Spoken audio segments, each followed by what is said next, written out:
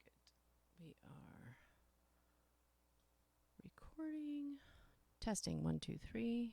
We're good to go there.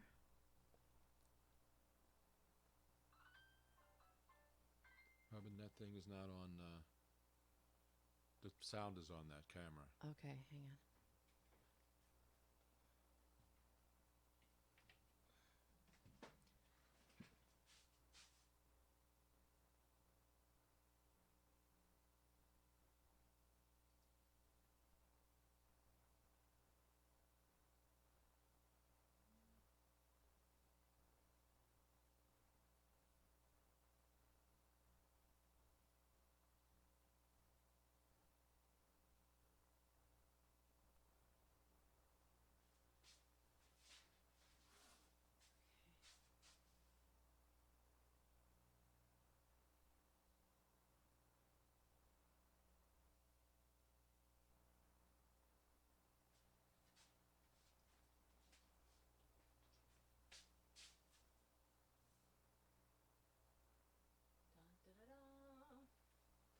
Should be working.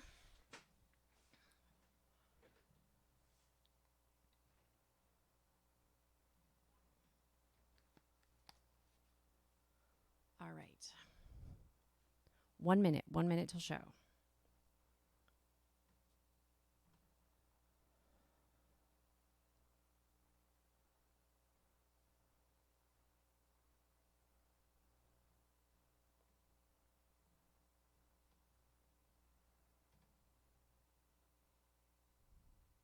You ready?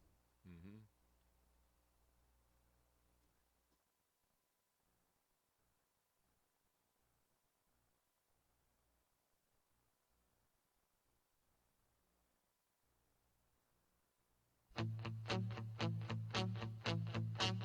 Isn't it about time for somebody's favorite radio program? Yes. I got a little change in my pocket going jingle-langle-lang. Wants to call you on the telephone, baby. I give you a ring, but each time we talk, I get the same old thing. Always no huggy, no kissy until I get a wedding ring. My honey, my baby, don't put my love upon no shelf. She said don't hand me no lines and keep your hands to yourself. You're listening to Tony Bruno, unfiltered, uncensored, unintelligible. I know him. Here is Tony Bruno.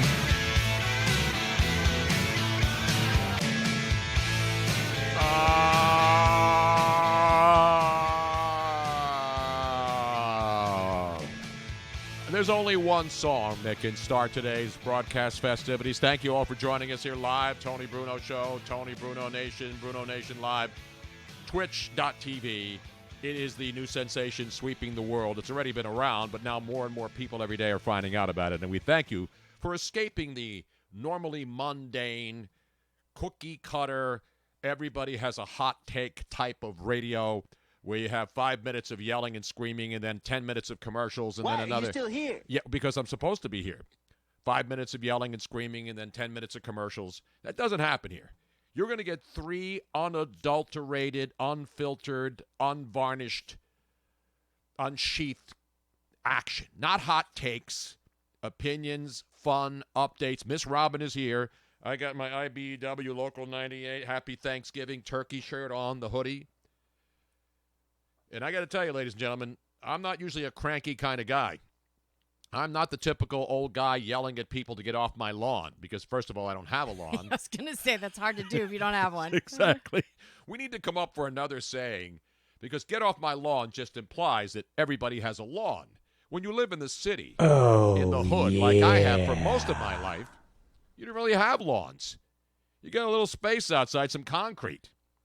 Always good for when you have to get somebody to suck concrete, which is something I learned from Curtis Sliwa many, many years ago when forcing people to suck concrete was cool. You know what I'm saying? But the song today, Robin, is, you have the music up? We're ready for this. This is my theme song for today. Not just mine. I will also implicate others who also fall into this category. Sing it now.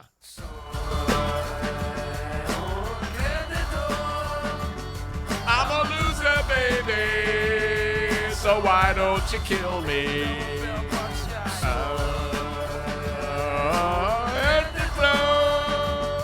I'm a loser, baby, so why don't you kill me? Forces of evil and a bozo nightmare. Ban all the music with a phony gas chamber, cause one's got a weasel and other's got a flag. One's on the pole, shove the other in the bag with the rerun shows and the cocaine doja. The daytime crap of the folk singer's club. He hung himself with a My favorite Beck string, song. a slab of turkey neck, and it's hanging from a I didn't pigeon wing. realize anybody had a favorite Beck song. Of course. Come on, Robin. You don't like this song, Loser? You got any other better Loser songs to play on a Loser That's true, Tuesday? That's true. Yes, Mr. Monday Night taking the beating. We can call, instead of Taco Tuesday, which I stopped doing once LeBron James exposed himself as just a charlatan fraud who was only doing that stuff with his kids around his dining room table in his house, in his mansion, to try to get people to buy into it so he can then try to copyright the term Taco Tuesday. So LeBron and Taco Tuesday have been banished from this show forever, ever, ever, ever. Ever. So Taco Tuesday does not exist unless we actually go out on a Tuesday and get tacos, Or if I make them. or if Robin makes them. But not only is Mr. Monday Night the most shameful loser in the Delaware Valley area today, next to the local media and the people who use clickbait to try to get people to watch stories that come out of the West Coast and make it look like they produced it. But I'm going to give myself one of these too, Robin. Shame. Shame. Shame. Yes. If naked women want to walk by me and ring a bell and say shame, shame, shame, I'm here all day for you. It is the Tuesday. Now the busiest travel day of the year. It used to be Wednesday before Thanksgiving, Robin. Yes, now every year. everybody's hitting out. Of course, a lot of people already bailed last Friday. Yeah. They take the whole thing. It used to be you looked forward to the Wednesday and Thursday, Friday, Saturday, Sunday, Thanksgiving Day Screw weekend. that. We're going to take a nice... And as someone who has 9 tried day. to drive into work on the Wednesday before Thanksgiving, especially the nightmarish one in Los Angeles many years ago, when I I had to remember get that to day. work, and it took me 4 hours to go from Venice Beach all the way to Sherman Oaks, which is only like 17 miles. I did not make it on time for a 7 p.m. show start, and I left my house at 3:30 in the afternoon.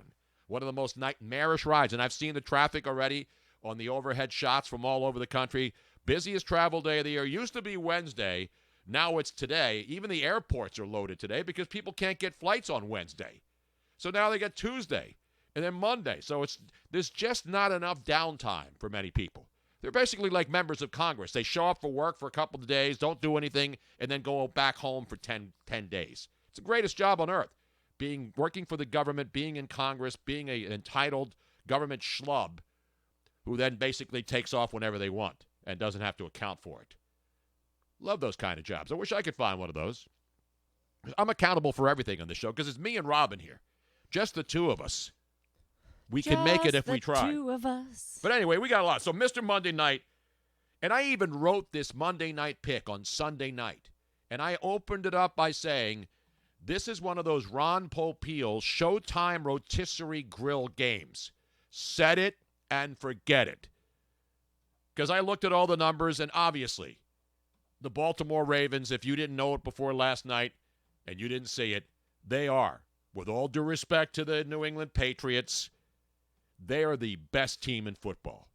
And to me, Lamar Jackson, because Russell Wilson, as great as he's been, took a step backwards against the Eagles on Sunday by missing some pretty easy throws. Now, Carson Wentz missed a lot of easy throws, but Russell Wilson really, I think, slipped back into second place in the MVP. What? After Sunday's performance. So the pressure was on. Not there was any pressure if you watched the game. The overrated Los Angeles Rams. Boy, you talk about a bad time to have a new building getting ready to open up next year. You have the Chargers, who can't draw flies down in their soccer stadium in Carson, California, to watch them play with a quarterback who may be on his last legs, who's one of the only selling points for the Los Angeles, formerly San Diego Chargers, who are going to move to that new stadium over there near the airport next year. And then you have the Los Angeles Rams, who just a short year ago, Robin, people were calling them the most exciting offense in football. Sean McVay, young, good-looking guy. Jared Goff, unbelievable talent. They got running backs. They got the best defensive linemen. Aaron Donald. They went out and made a trade for a great defensive back. And they got their doors blown in last night on national television. It was the coronation of Lamar Jackson. For all those people out there, he's just a running back who throws the ball occasionally. Occasionally, all he did was throw 5 touchdown passes last night. And then even RG3 came in with the B team. And he was throwing bombs down the field to wide receivers that no one's ever heard of except Notre Dame fans. Miles Boykin was making unbelievable catches in that game. Running down the field backwards. His back turns around. RG3 finds him. 39-yard game. In other words, right now, and we are through week 12 as going into week 13, there is no better complete team.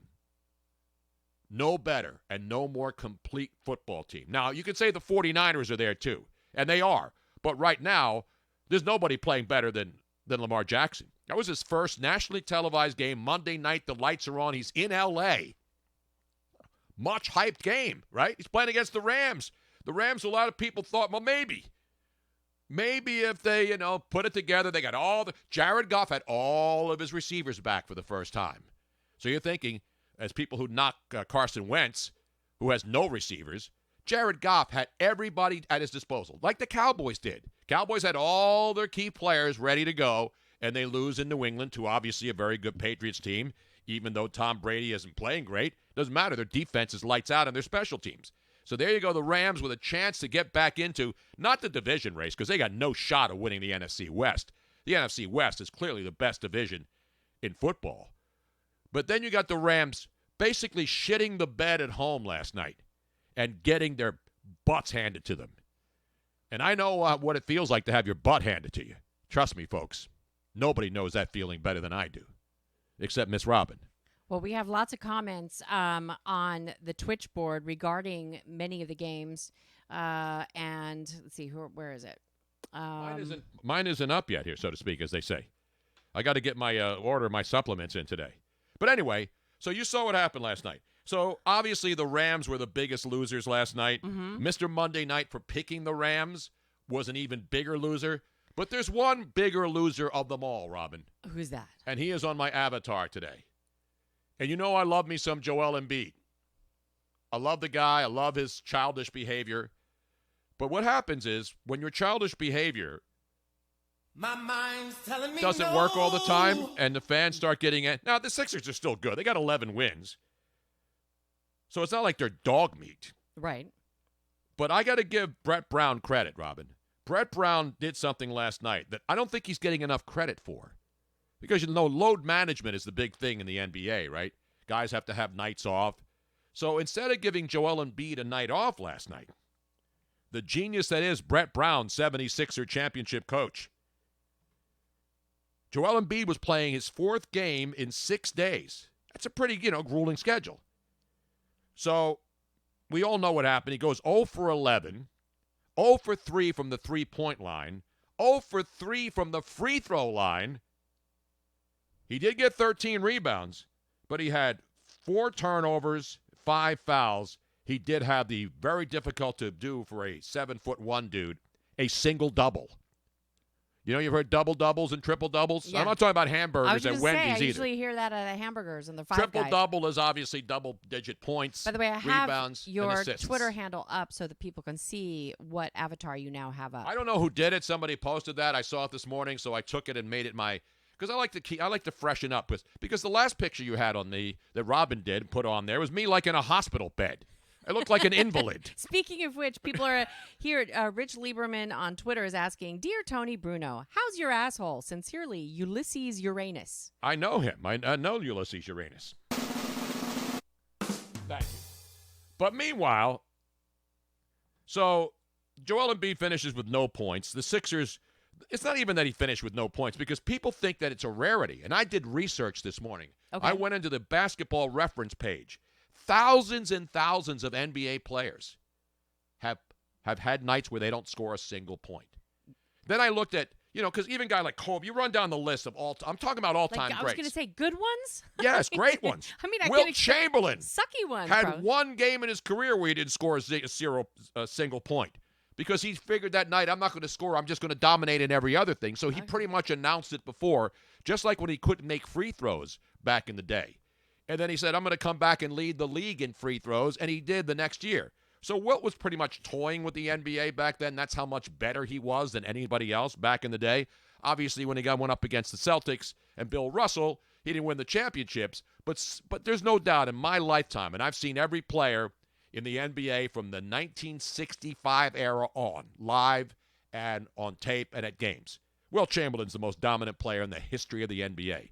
All these other LeBrons and all these other guys, they couldn't hold Wilt Chamberlain's jockstrap. Having said that now, Wilt had one game. Larry Bird had a game where he didn't score a point. Now, Larry Bird wasn't a center. So, I mean, you can look at the centers, and that's what I did. But I'm looking at big-name guys because everybody's picking on Joel Embiid today because he came up with no points. But Brett Brown, before I give you the numbers, Brett Brown is now the first NBA coach, Robin. He's going to go into the record books and the Elias Sports Bureau to implement an in-game load management plan. So instead of giving Joel Embiid the night off and having people complain that he's not playing against the Toronto Raptors, he said, why don't you go out there and play, but you load manage yourself. Okay. Don't go into the paint too much. He had 2 baskets. He had 2 shot attempts. He had no baskets. 2 shot attempts inside the paint. The 76ers and the rest of the NBA are enamored with shooting the 3-ball. The 76ers took 40 shots from 3-point range last night. In other words, they were allergic to the paint. They may as well as put inside the painted area up there in Toronto, wet paint, do not touch, because the 76ers are allergic to the painted area inside the basketball. Everybody's got to shoot threes now. And the most embarrassing part of that game, and again, this is not the end of the season. I'm not saying that because they lost. The Sixers were up 96-94 with a minute and a half left. And I'm watching this. I flipped off because the football game was over. The 76ers up with 1:30 left, 96-94 with the ball, and then go cold for the rest of the game while the Raptors reel off 10 consecutive points to finish the game, and the 76ers lose the game. 28 points in the paint for the entire basketball team. 28 points for the Sixers. So the bottom line is this. Joel Embiid had an off night, and then I'm thinking, people are going to beat him up, so I don't want to sound like I'm beating him up. But Kareem Abdul-Jabbar had a game where he didn't get a point. Did you realize that, Robin? In 1977. I can't even imagine, unless somebody's I can't even imagine not getting 1 point. Kareem had no points in 1977. There are a lot of players who didn't have Vince Carter. Now, again, he's not a center. Vince Carter is an unbelievable player, still playing. 6 times in his career, he had 0 points. A lot of guards have played.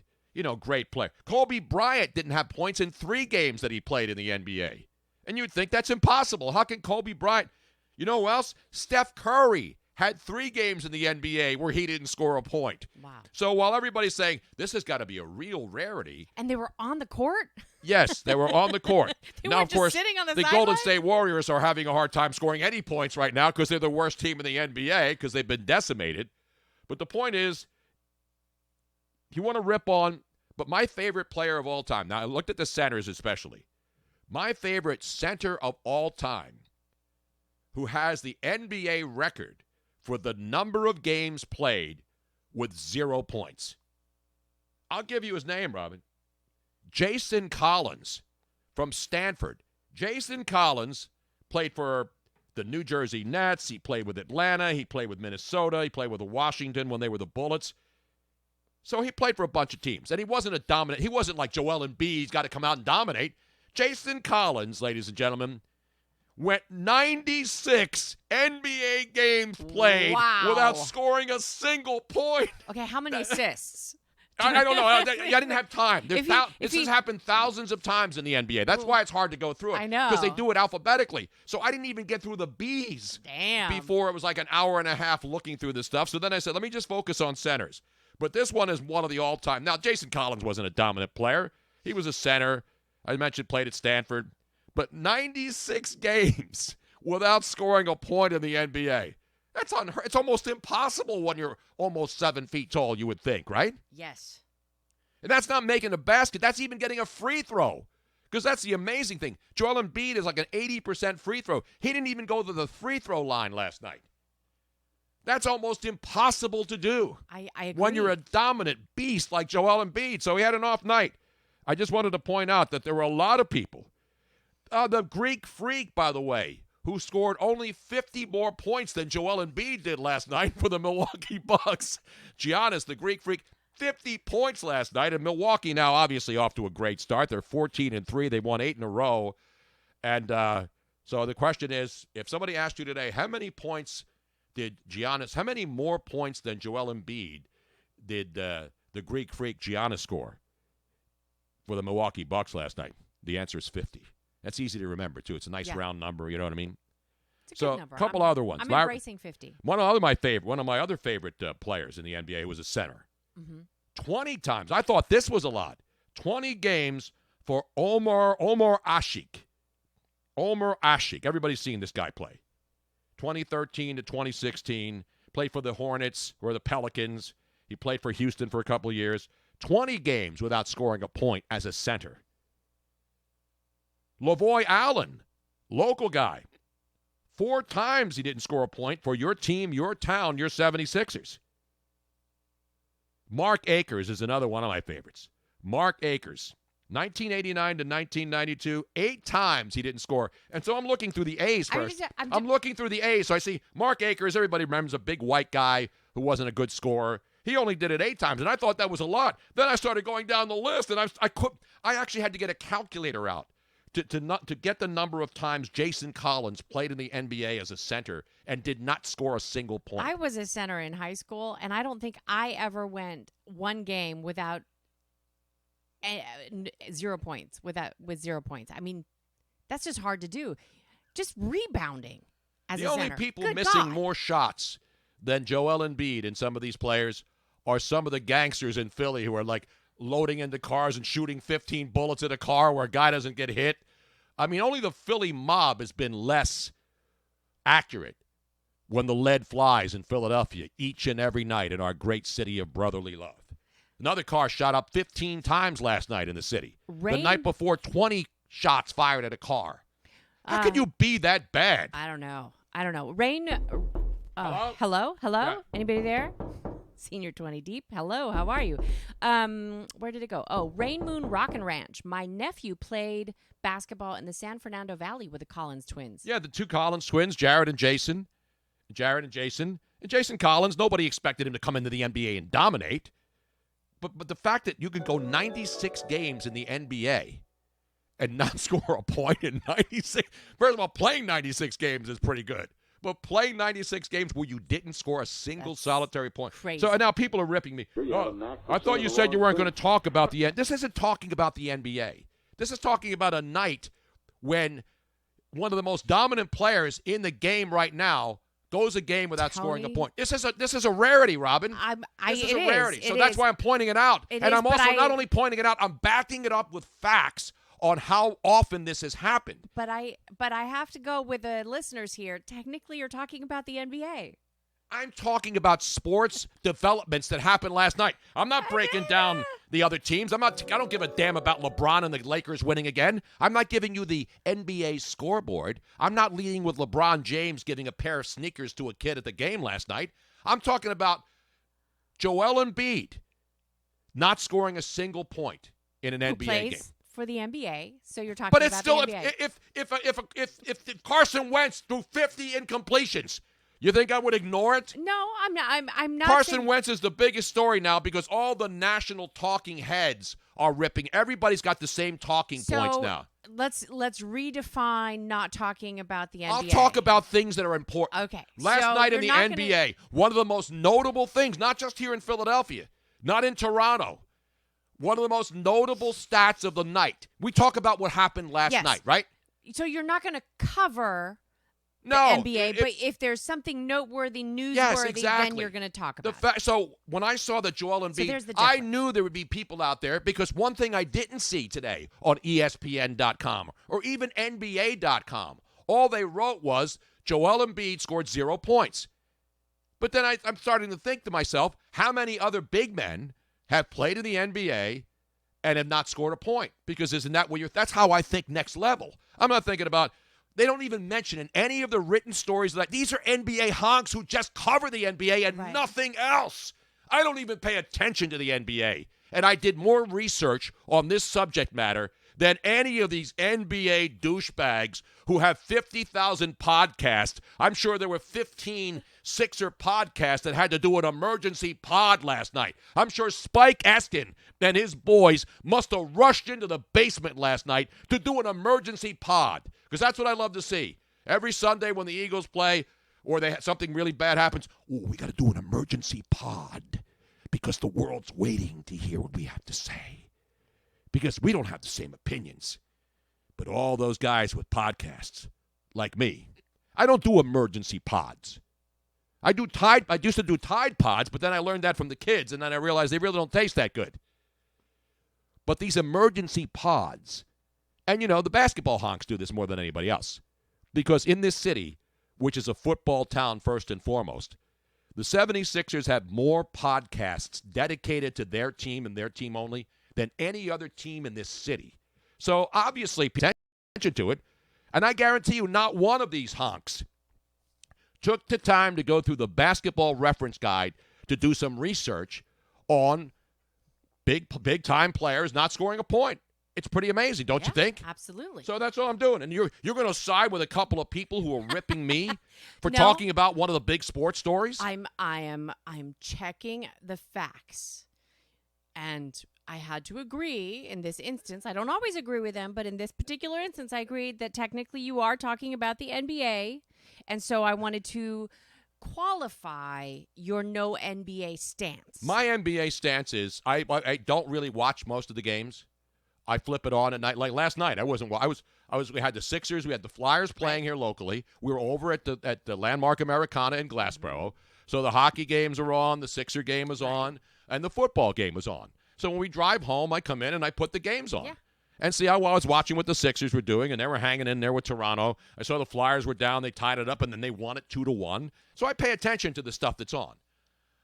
And so then I don't go and check the NBA scoreboard at the end of the night. When I saw the Joel Embiid story, I said, hey, that's an interesting fact that not only did he not score a basket, he didn't get a free throw, he didn't make a three-point shot. That's pretty rare to see for a big man of his.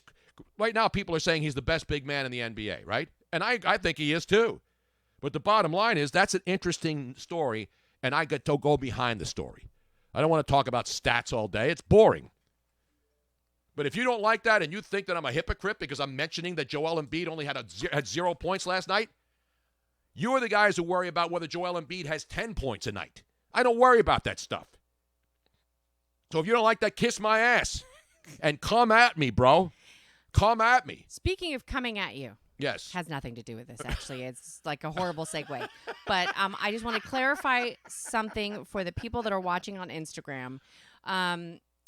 Instagram is weird, and so I am actually filming Instagram from your phone, Tony Bruno. Yes. And running the audio through there, but they are not getting the full experience. They're not getting the full experience? No. Do they see that I don't have pants on underneath the desk here? If you are watching, if you're one of the people that is watching on Instagram, you're not going to get all the different camera angles. You're not going to be able to see me. You'll only be able to see Tony unless I aim. See? Yeah, that's You don't get to hear that stuff either. You don't hear no, you can hear everything you can hear. but you can't. And those are the walk-up sounds from some disgusting people that are listening on Twitch. Unfortunately, all of these sounds are available on the internet. So, Right. And the one thing about this show versus over-the-air radio, which I've done for a million years, is that we don't try to be gross and vile and use bad words just to use them. But we don't have to worry about the FCC. No. We don't have to worry about the CDC. We don't have to worry we about don't the gotta worry about FEC. nothing. Or So, ABC, or any of the alphabets. the point that I'm bringing up is if you're watching on Instagram, download the Twitch app and listen and watch us through the Twitch app so that you can get the full experience, so Right. that you can participate. Hear all the with, sounds, the music, No, everything that we do on the show, No, which you is can not hear- done on Tony, any. you can hear it. They can They hear. can't hear the songs. Yeah, they can hear everything. I that- thought you said they didn't get. So what part of the experience are they missing on Instagram? They're only getting the camera angle from your phone. They're not getting any of the extra The videos chat and- rooms okay. and the videos and all that. So they're only getting you. But I did figure out how to bring the full. Wow, that's really loud and long. That's not me. And I know that's somebody walk-on sound, so I'm gonna. That's turn longer that- than my applause. I know. And by the way, Colin Thompson and I have been going at Sounds it like all a morning tennis on match, Twitter. doesn't it? On Twitter. Didn't that sound like a tennis match? It just applause? sounded like long applause. I have the same thing right here, Robin.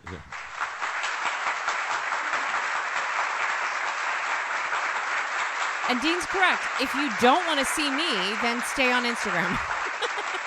'Cause- And it goes on and on and on. I'll stop it right there. So anyway, that's what happened last night. I mentioned the Bucks playing great. The Lakers are playing great. That's my NBA. You will not hear an NBA mention on this show until Christmas Day. And then you won't hear it because we won't be on Christmas Day, so I won't even be talking about it when the season officially starts. Even for the players. We all know the NBA pretty much has told us that the NBA season starts on Christmas Day because they load it up with games. Now, Max Mike 51 says, depending on the angle, Tony looks like either Walter White or Jonathan Banks. Who's Jonathan Banks? Jonathan Banks is the great actor who was in Breaking Bad, has been in a lot of movies. He's an actor. Oh, was he the one that was the hitman? Yes. Okay. He's been in a lot of stuff. He's Yeah. a great actor. Yeah, he is. And obviously most known for Breaking Bad, but he's been in a lot of different things. So he's one of those guys you'll recognize if you don't know his name. Not Elizabeth Banks, No. who's in hiding right now after the Yeah, really. after the Charlie's Angels movie Now, bomb. I think that the difference between you looking like Walter White or Jonathan Banks is the color of your beard, your Of course. goatee. If you go dark again, then you're Walter White. You If know what happens go when white, you go dark. When you go dark, Robin. You know what they say. Well, once you go dark, you never go back. But You know what they say. what do they say? Excuse me while I whip this out.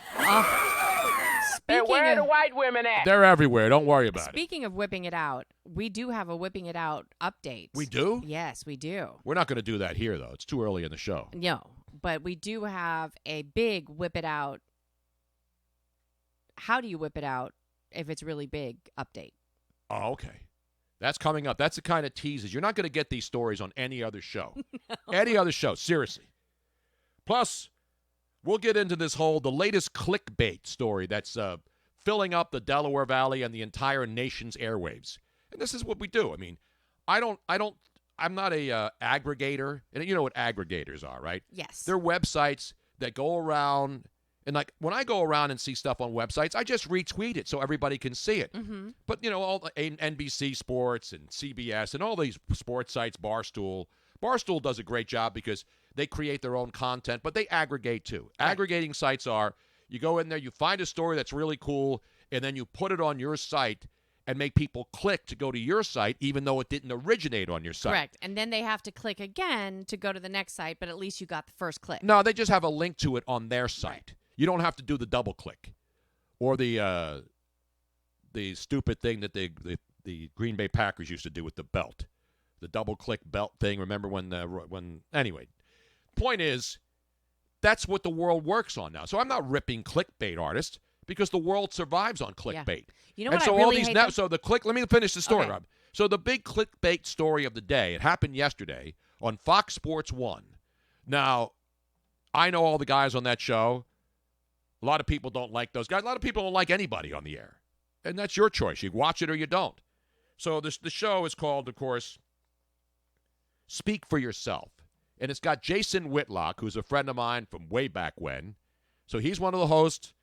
And Marcellus Wiley, another guy you've met, Robin, and another guy I've known since he just stopped playing football in the Ivy League and went to the NFL and played for a bunch of years and worked at ESPN and then went out to Fox in California. So they do this show, and what they do is what a lot of sports shows do now. You know, they have guests in there. So Michael Vick, former Atlanta quarterback, former Eagle quarterback, he was one of the panelists. And now Michael Vick is a paid contributor to Fox. You know, he doesn't just show up in the studio because he wants to give opinions at 6 o'clock in the morning in Los Angeles. He's a paid contributor. So they do the old school, what all these shows do, the talking heads in boxes, except they're not talking heads in boxes. They're talking heads around a desk where there's 4 people sitting. So the TV talk show format is right now, you have talking heads in boxes from all over the country, and then you have the desk panel shows where you have talking heads, Right. sometimes maybe 8 people on a set, sometimes 3, sometimes 4, or as we say on this show. Sometimes maybe good, sometimes maybe shit. So on this show, Speak for Yourself, Jason Whitlock, very opinionated guy. Marcellus Wiley, Ivy League smart. Not Ivy League dumb like the Harvard-Yale jerk-offs that went out there on the field at halftime thinking they're going to fix the world when all they were doing was playing to their own morons, trust fund kids who were sitting there and have no clue what the hell they're even involved in or don't know anything about the football game. They just go to the Yale Bowl to get high and get some dope off the streets up there in New Haven, Connecticut. So anyway, enough about that. So they're doing a show, and they got Michael Vick on, right? And so what do? They have a bunch of topics about things in the NFL. Hey, about the 49ers. So they do a segment on that, and they throw it around the table. So they brought up Carson Wentz. Now, obviously, Carson Wentz here in Philly's the big story. Most people want him gone. A lot of people think he sucks completely, and it's time to move on, which is idiotic. That's the number one most idiotic commentary. Carson Wentz, he's a failure. Get him out of here. Those are people that just don't know or don't understand football and just think having a hot take, makes them feel like they're part of the crowd because it's the hip and trendy thing to do now. I'm the first guy to admit Carson Wentz did not play well at all. He was horrible. Yeah. So the Carson Wentz narrative, so to speak, is now national. It started out here in Philly. It actually started with the chick Josina Anderson at ESPN when she got Alshon Jeffrey to be the leaker, the whistleblower inside the Eagles locker room. So he fed her because she has his number, and she calls him. And we know it's Alshon. I mean, he's going to deny it. She's going to deny it. This is how people get sources. You know, Josina Anderson, female, works hard at ESPN, tries to get a mole in every locker room so that when something looks wrong or a team has a bad game or there seems to be some strife inside the clubhouse, the locker room, the room, she goes to somebody, give me what's going on in there. What's going on in there, Alshon? Other than you're dropping a lot of balls this year and you keep getting hurt. Yeah, man. Carson. Nobody likes him in this room. So that's how the story started. Carson Wentz is not a leader. Nobody respects him. They don't look up to him. He doesn't have the following of the team. Exactly. He's no Nick Foles. And so Carson Wentz went from being a local story to Josina Anderson, elevating it into Carson Wentz sucks, and he's got nobody behind him in the Eagles locker room. So then that story picks up legs, and then Carson plays a couple of bad games in a row. This whole team offensively stinks on ice. And so when he has another bad game or throws another ball, Twitter blows up with people immediately wanting him run out of town, and they always go to the Nick Foles card, right? Yeah. The Nick Foles card is played every single week, and nobody loves Nick Foles more than I do. So now let's fast forward or go back and roll the tape back Monday morning on Speak for Yourself on FX1. I'm going to show you what clickbait is all about because this is a segment on the show. So let me set it up. So Jason Whitlock, the host, comes up with a question. And the question was, will Carson Wentz fail in Philadelphia? That was a question that was asked of the panel, right? Okay. So then let me fast forward. So now before you hear the tape of the entire thing, it's only like 2.5 minutes long. Marcellus Wiley answers the question first, and then they ask Michael Vick the same question. Will Carson Wentz fail in Philadelphia? He gives his answer. So when he gives his answer, immediately all the clickbait people all over, NBC Sports Philadelphia, CBS, ABC, NBC, BBC, BBWs, everybody's chiming in. Michael Vick says Carson Wentz is going to fail in Philadelphia, as if he just grabbed the microphone out of nowhere, and made that proclamation. That's what you would think if you look on the internet and you see this. Now, he does. He doesn't. Well, let's hear it. Shall we hear it? So let me set it up, because what people don't tell you when they're doing clickbait to try to get you to go to their site so they can get another click is that Michael Vick was asked a question. A leading question. Exactly. And he gave an answer. So Marcellus Wiley takes the question first from Jason Whitlock and gives an answer to the question, will Carson Wentz fail in Philadelphia? Okay. All right, the question here is, and I believe the burner account, I believe personally that it was Nelson Aguilar. Nelson. Will Carson Wentz fail in Philadelphia? Woo. Man, we summing this up, huh? Yeah. Yeah. I would say he would fail, and I'm going to tell you why. One, in the last 2 years, he played 11 games last year, 5-6. This year, week 11, 5-6. It's not a winning record. Two, football is a great game of skill, but a greater game of will. By the very nature, essence of the game, you are trying to move people against their own will. And then the people who are supposed to help you are not trying to help you as much as possible, as fully as possible. Teammates not pulling in the same direction as you. Case in point, Nick Foles gets in there 2 different times, and the team looks completely different in complexion both times. That's because football's militaristic. The key elements of football, trust and communication, to the point where we don't even have to say anything and we know what's up. Nonverbal communication. He doesn't have that. So what's going to end up occurring, because all these stories find a convenient place to land somehow, some way with Carson Wentz and the Philadelphia Eagles, they're going to erode whatever talent, whatever numbers you put up, because guys are not pulling in the same direction. So ultimately, if you gun the head, say, what do I think? I think this situation is not going to go as advertised. Marcellus, some I have to agree with what you just said, and in a sense of, he will fail in Philadelphia. I think, just the bar has been set so high, by Nick Foles, and regardless of when he came in, he did what he did. They won the Super Bowl. Now, it's a ceiling that's been set. And along with Carson Wentz's character, which sometimes has been questioned, by his team, by his teammates, and the public, it just makes it difficult for him. So I think he's just fighting an uphill battle continuously, week in and week out, to win, to be a good teammate. It's a lot. That takes a lot on you. It takes a lot from you to be able to handle that responsibility. On top of that, man, you got a guy who is probably going to go down as one of the greats of all time in Philadelphia history, and Nick Foles, and you got to chase that. That's difficult. So there you go. And again, they're entitled to their opinion. All these guys played football. The bottom line is this. The Nick Foles card, and Marcellus Wiley of all people, Harvard-educated guy, played in the NFL at the highest levels.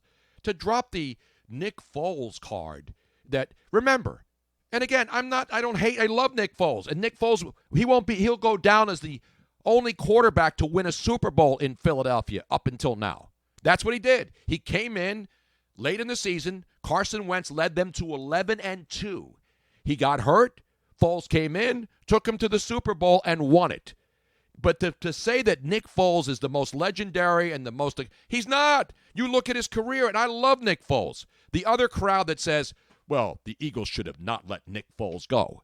First of all, you don't understand how the salary cap works. There was no way they were going to pay Nick Foles $20 million a year as a backup quarterback in the event that Carson Wentz gets hurt again.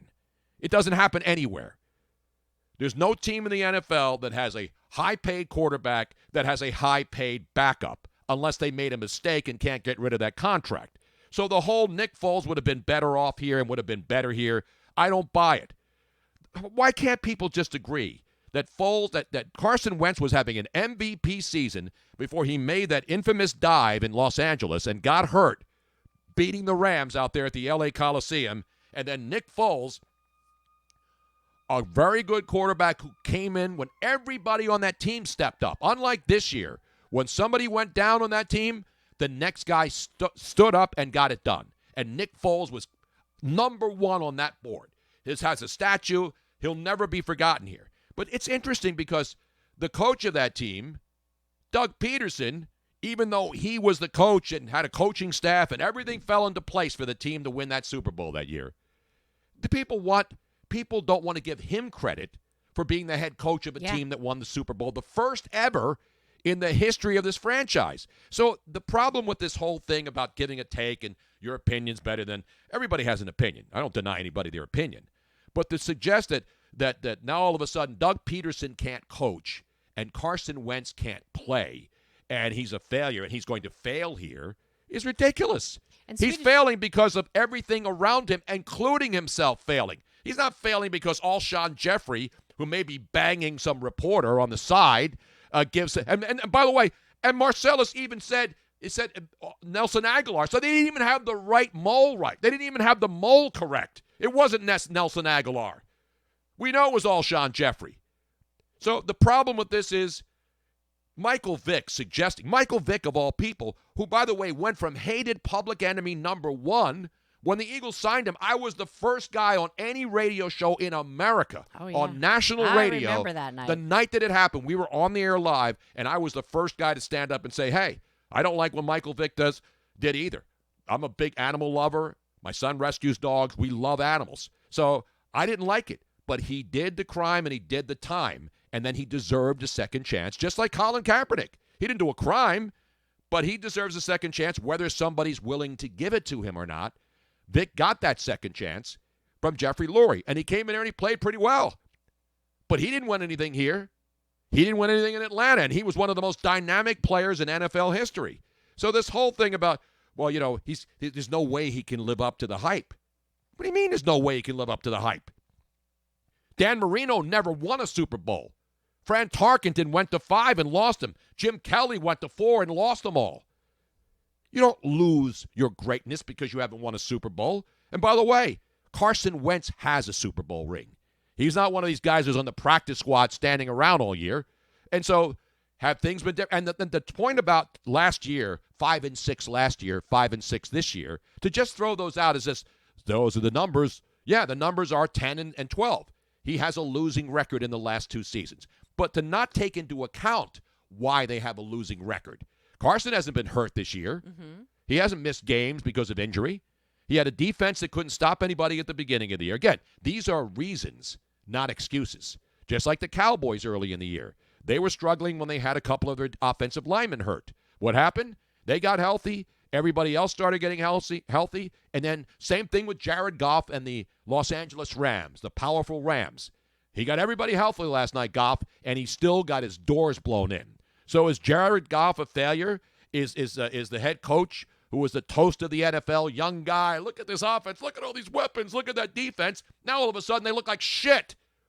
So the problem is you have to break these things down game by game and year by year. To suggest that Carson Wentz was 5-6 last year, so he failed in his 11 games. Remember, he got hurt again at the end of the year and was still trying to play with a bad back, and they made the playoffs.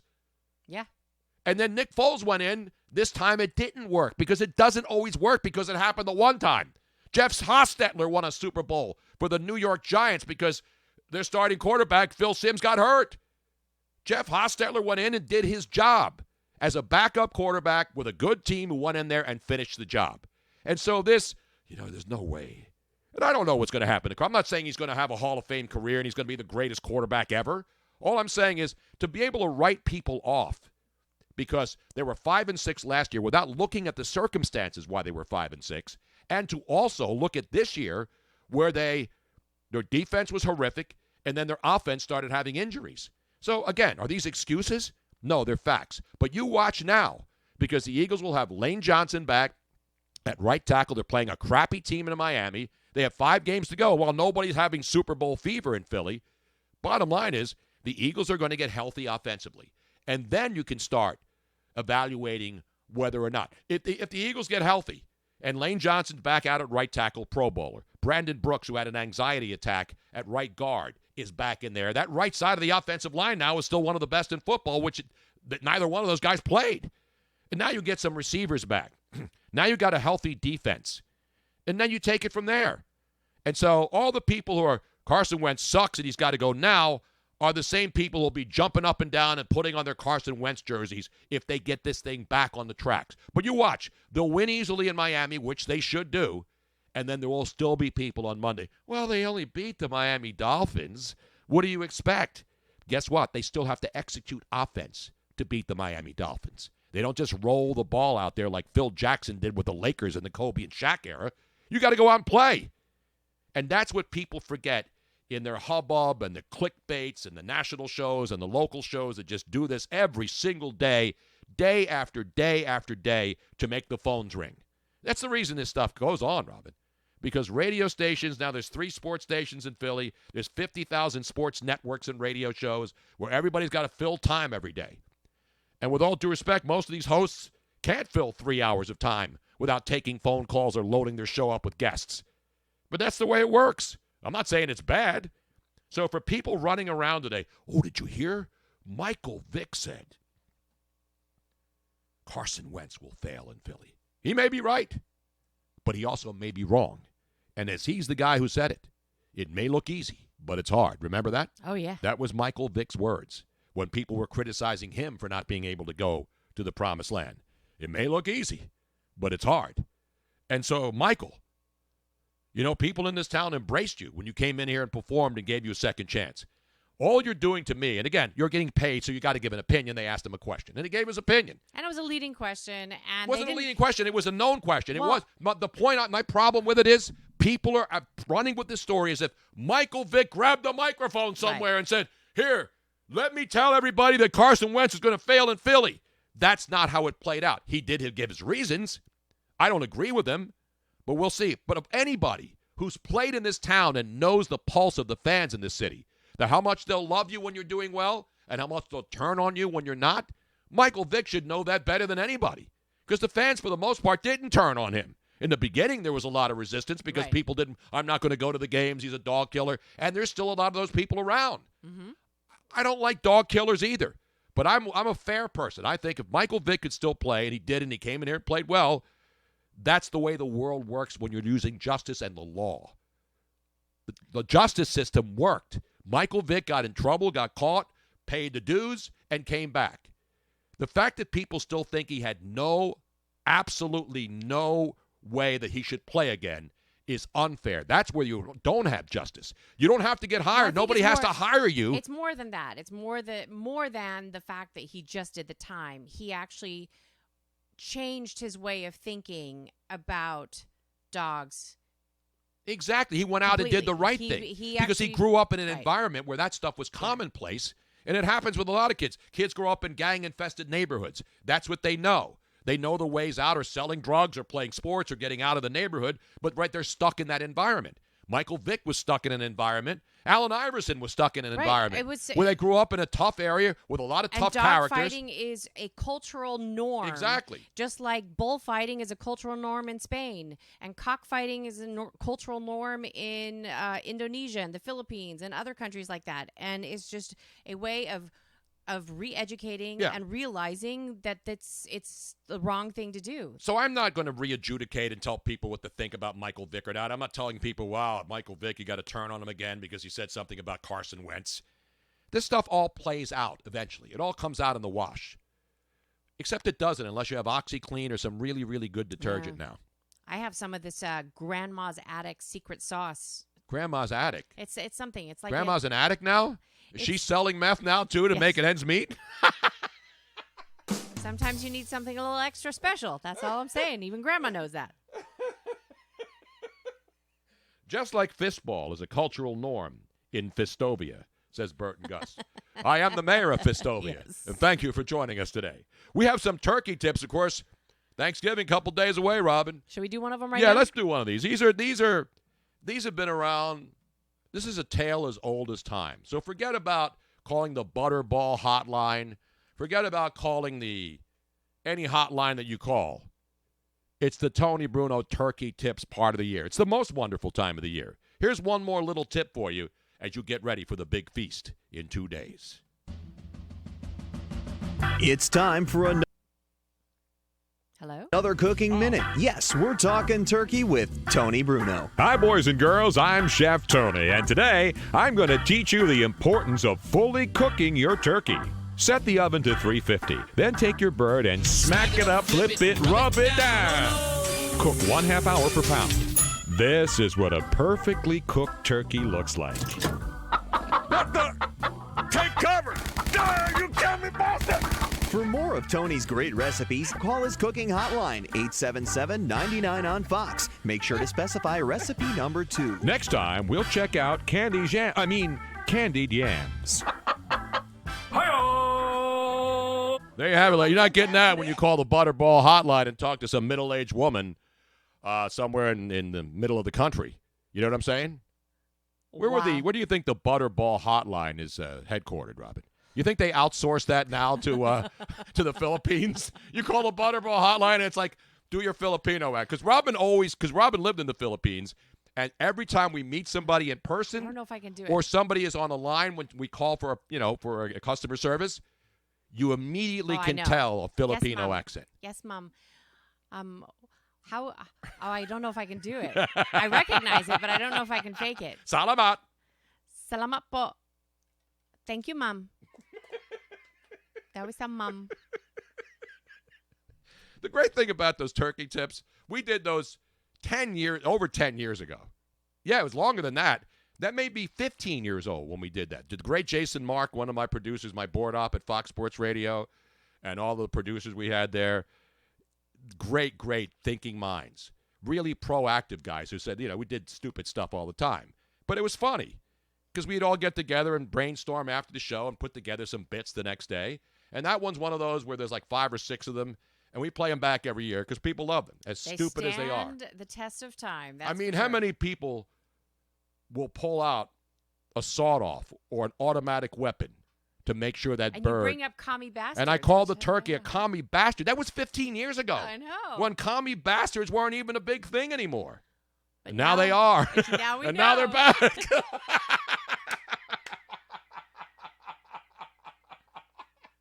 The Butterball hotline is the curry hotline the other 364 days of the year. We should call, is it in Mumbai, India? I don't know. I think they actually have, I think they don't outsource the Butterball turkey hotline. I just picture, all these women in the Midwest. Yes. They all look like Amy Klobuchar. Yeah, and they're all sitting with the apron. Yeah. That's kind of what I picture in my head. And I see those little string. Bit of flour. And the little flour, and then they have the little string things that come in the little bag so when you want to tie the legs together. You know what I'm saying? Uh-huh.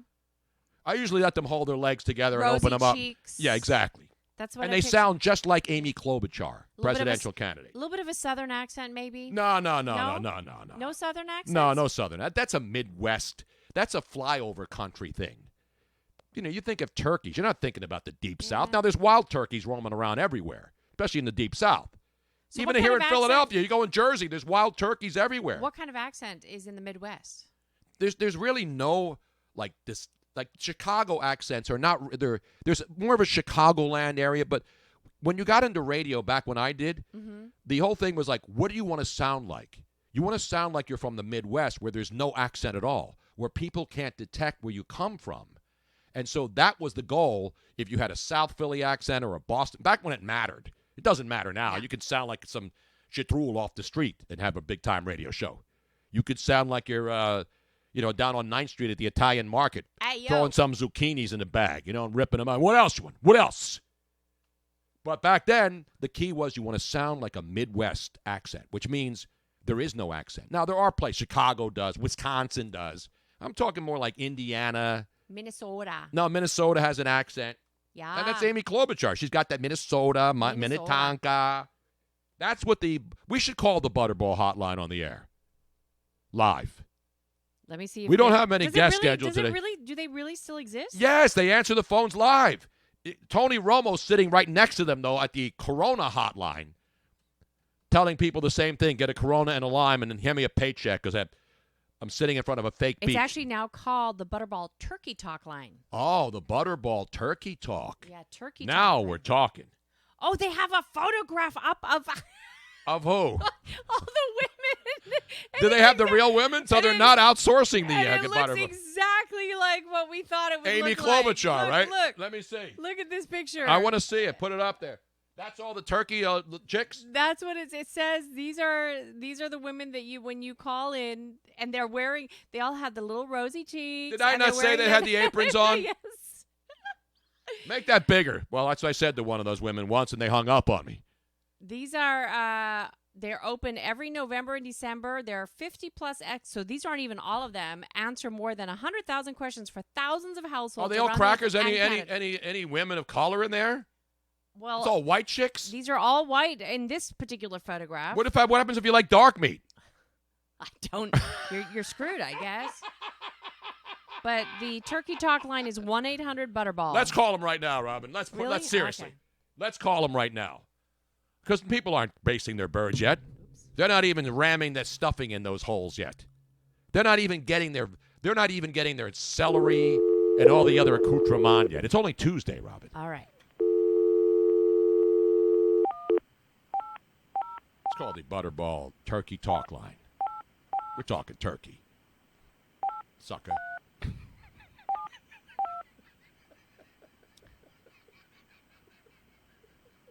Welcome to Butterball. To be connected to our Butterball Turkey Talk line, for information on turkey preparation and cooking assistance, press or say 3. If you have a product question or concern, press or say 4. Bienvenido a Butterball. 3, right? Yeah, that's it, 3. Your call may be monitored or recorded to ensure quality customer service. Thank you for calling the Butterball Turkey Talk line.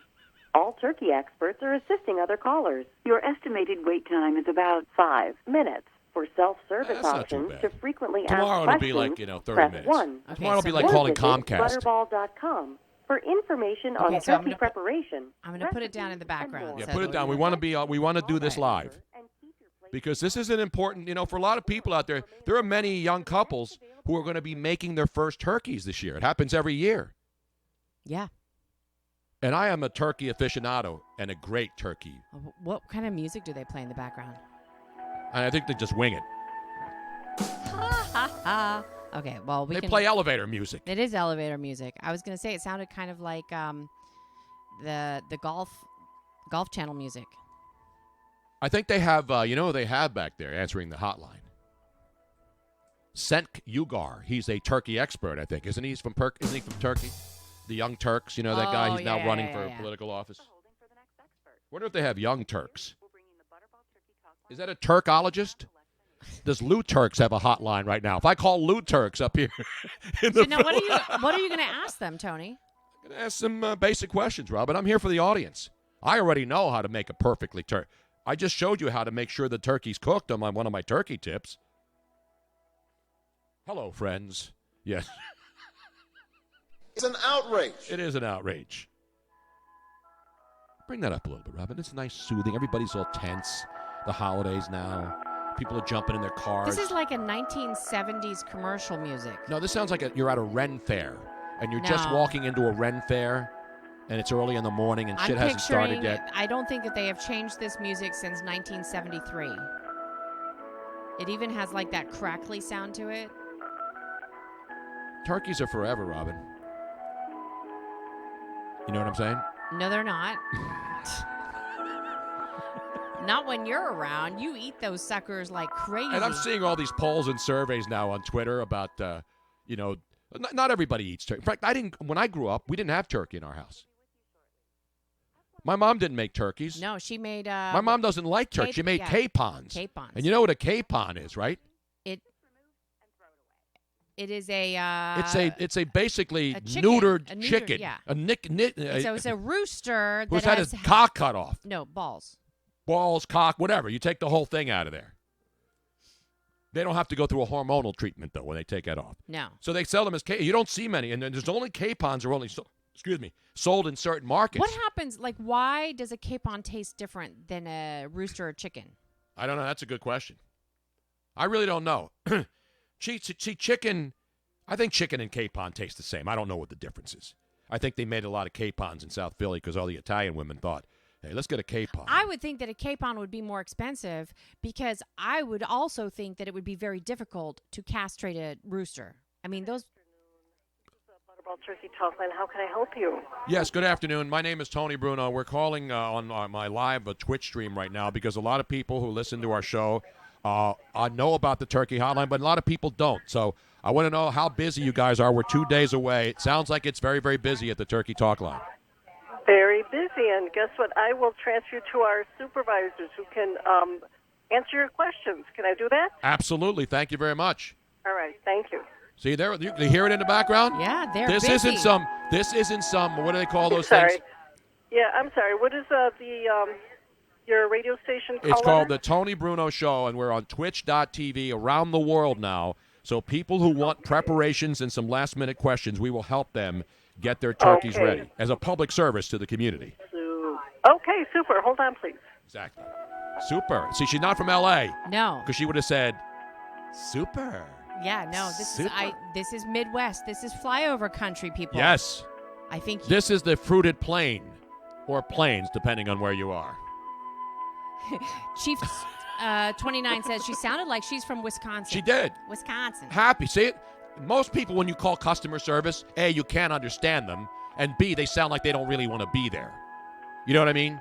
They're sitting in Mumbai. Right. Have you seen the pictures of Mumbai where there's like 5,000 telephone lines going into a pole into one single house? 5 million. No, into one house. That's just one house. It's crazy. This isn't a boiler room. Doug McGregor. Can you ask her what she's wearing right now, Tony? That would be inappropriate because all of these ladies look like they are grandmas. And we can clearly see what they're wearing. They are wearing aprons. Exactly. Come on, people. You think it would be if they asked a supervisor what she's wearing that would be a little over the line, Robin? Yes. Would that be a Me Too violation? Yes. Would I have to go to HR? Yes. Absolutely. I will send you there. These ladies are doing a service You think for she's our wearing country. like the full length? You think she's wearing a thong or like full length? Put in 7002 7002. Okay. Hi there, Tony. And then Hello? no. Oh, hi, Tony. Hold on one second. I'm transferring you right now. Beautiful. Thank you so much. This is customer Hello? service. Hello? Who am I speaking Hi with? there. My name is Alice Coffey, and I am at the Butterball Turkey Talk Line. Now, we're just assuming now that this is somewhere in the Midwest, right? Where is the actual Butterball Turkey Hotline originating from today? Well, we're right outside of Chicago, so you're right. We're in the suburb of Naperville. What do you think about Mitch Trubisky, by the way? Is he a turkey or is he okay now if you're a Chicago Bear fan? I don't know. That's a good question. I guess I'm a turkey expert, so I don't really know about the Bears. The Bears. So you're a Packer fan? I mean, you're a sports fan? Not really. I don't blame people. There's not really much to root for in Chicago these days. All right, let's get to the turkey hotline now. So what is the number one question, Alice, when people call? Because as we mentioned, every year, there's many people who have never actually made a turkey dinner. And so I guess, is it mostly novices or are people who want to know new recipes? What's the number one question? We get a cross of all kinds of people calling us. The number one question, though, still after all these years, is how do I thaw the turkey? So they went and bought this weekend a great big frozen turkey, and they never thought about it. So now they're, Thanksgiving is a couple of days away, they've got to thaw it. So the only thing they can really do now is put it in the kitchen sink in water or in a tub of water, change the water every 30 minutes, and it takes 30 minutes a pound to thaw it out completely before Thanksgiving morning. Yeah, and a lot of people buy, when you buy them frozen, they are rock solid. So you better take it out today. It's Tuesday to get it thawing slowly. And especially people with the turkey fryers, because we've seen those incidents where people put a frozen turkey in a turkey fryer and it explodes. Right. You cannot put any frozen turkey in a turkey fryer. I would not recommend that. The turkey in a fryer has to be completely thawed and very, very dry before it's lowered into the water.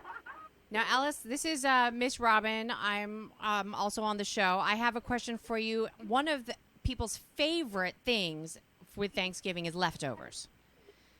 Leftovers, yeah. Yes. So now turkey, being poultry, there is a refrigerator life of what is a safe leftover. How long can you keep turkey in the refrigerator after Thanksgiving?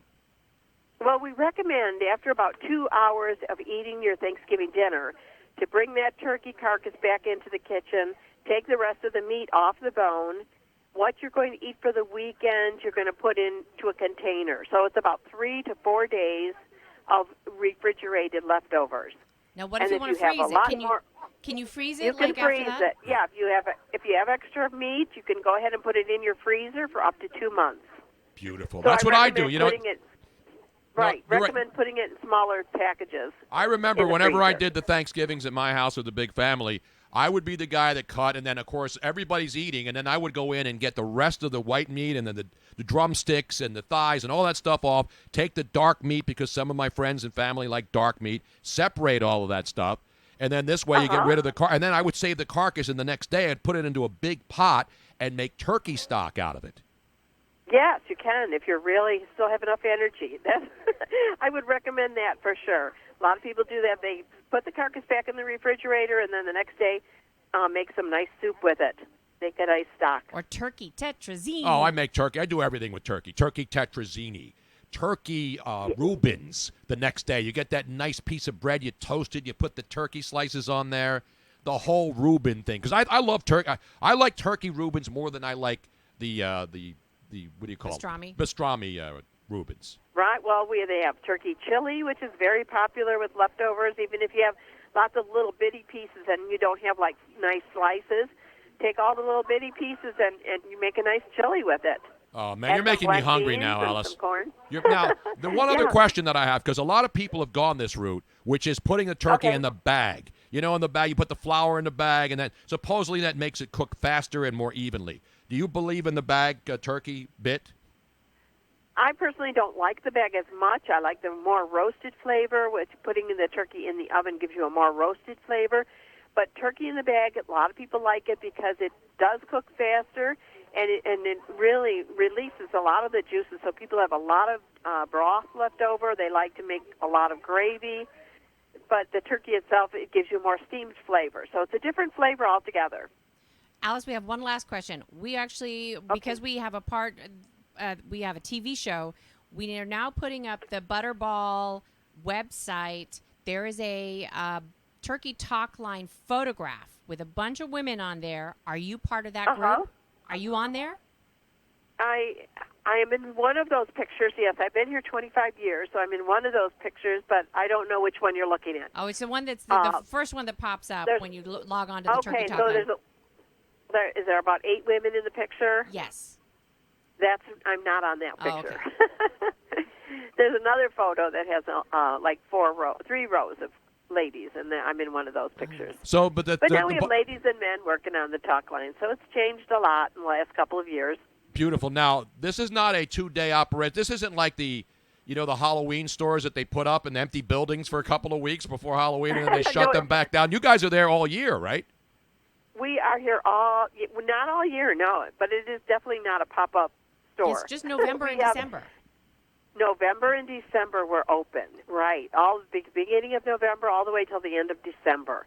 And, of course, Thanksgiving is our busiest time because it's traditionally Thanksgiving time. But, yeah, we're here all of November and December and happy to answer all the calls. You know, we are all the turkey experts. There's over 50 of us, and we're all trained to answer questions on turkeys no matter how they're done, steamed or fried or smoked, anything you want to do, and we can help you with that.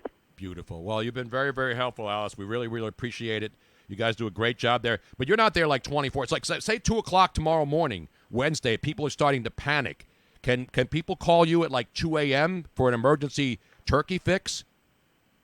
No, we have regular hours from 8 in the morning till 8 at night in the Midwest. But if they do panic and they're up all night and they can't sleep, you can go on butterball.com, and there's some very helpful how-to videos that they can watch that will help them out.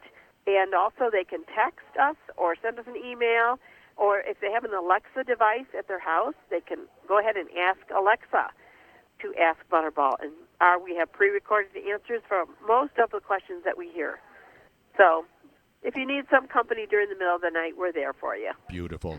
Well, Alice, you've been great. And I know I've spoken with the Butterball Hotline people over the years at my different radio shows, and the one thing that is consistent, not just a great turkey, but you people are all cheerful, you do your job well, and you help people out in a time of need, which right now means I need the turkey. I have turkey all year round. I mean, I don't just do Thanksgiving. I have turkey Our fans are now ripping Tony, going, who the heck eats turkey in March? You know who eats turkey in March? Tony. I do. I'll buy a turkey. I'll buy a Butterball turkey breast and just go put the breast in and not have to make the whole turkey. Perfect. Basted. Oh, sure. It's phenomenal stuff, man. Alice, thank you so much. Very good. Ladies and gentlemen, let's put You're your hands welcome. together for the great Alice Coffey, the Butterball Hotline, Turkey Hotline. They're up and they're open, waiting for your calls. Thank you, Alice, so much. You're welcome, sure. Beautiful. There you have it, folks. One thing that we just proved, and I said it beforehand, everything that I said about the Butterball Hotline, true. Chicago. All real Midwest people. Farm-raised, corn-fed. And those were the real photographs. Yes. And we called This it. ain't no right? bait and switch here. This isn't like Tinder or all these other sites where you go on there and it's all BS. They're the real deal. You know what I'm saying? So we were being very nice because, they're ladies there, and we did not want to embarrass anybody. I didn't want to do what are you wearing and that stuff. I mean, that's But as that's Collins, just stuff. I don't make $250 million a year like Howard Stern, so I can't go out and ask her what she's wearing. Collins21 says, this is amazing. An entire different show is taking place in the chat room. And it's true. If you are on any other platform right now watching, you are not getting to enjoy the Bruno Familia in the Twitch chat room. That is just, you guys are so inappropriate. Oh my gosh. I didn't make Bruno a true gentleman. Anyone else would have made an ass of that lady for laughs, not Tony Bruno. That's right, because why would I? That woman's doing her job. I know. It's a public. You don't even have to pay. It's not like you had to pay her 99 cents a minute for her to talk dirty turkey talk to you and go gobble gobble. Now, I might consider that if you want to pay me extra. Robin will do some turkey calls in the phone for you. 99 cents a minute. The phones are open right now. Miss Robin, talk turkey. Oh my gosh! Did you read some of these things, Yes. Tony? Good God Almighty! This is hysterical.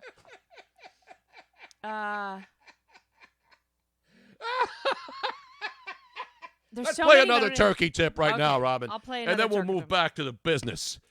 All right? Because we only have 2 hours and 45 minutes left on the God. Here we go. It's time for another cook. Why did that thing stop there every time? Yes, we're talking turkey with Tony Bruno. Hi, boys and girls. I'm Chef Tony, and today we'll pick out that perfect wine for your Thanksgiving feast. This is a 96 Merlot. Ah, beautiful. Now the 87 Cabernet. That's a little flinty. Here's a 92 White Zinfandel. Excuse me. For more of Tony's great recipes, call his cooking hotline, 877-99 on Fox. Make sure to specify recipe number 2. Next time, I'll show you how to... There you have it, another very, very handy turkey tip on this Tuesday. And by the way, don't call 99 on Fox. No, that's the that was old a number. 10-year ago. That was more. That was more than 10 2001, 2002 vintage. Yeah. And that's for good vintage, by the way. That's like almost 18 years ago now, Robin. That's how long. I've been doing this before those Butterball women were even knew how to bake a turkey or roast a turkey or fry a turkey or smoke a turkey. What's the newest one where you put it in you put it in a bag and then you put it in water? What do they call that? Oh, I don't like that. They don't do that with turkeys, though. They can do it They with do pretty that much with a lot of anything. food. What's it called? Your daughter does that stuff. I know. What is that called? I can't think of what it's called. Come on, any Ceviche, chef. not ceviche, something like that. Souvine?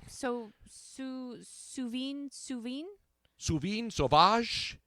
No, it's not age. It's like It's- it's something in. Souvine. Sous vide. Sous vide? Sous vide. Yeah, sous Or vide. not sous vide. Sous meaning in, v No, sous meaning underwater. yes.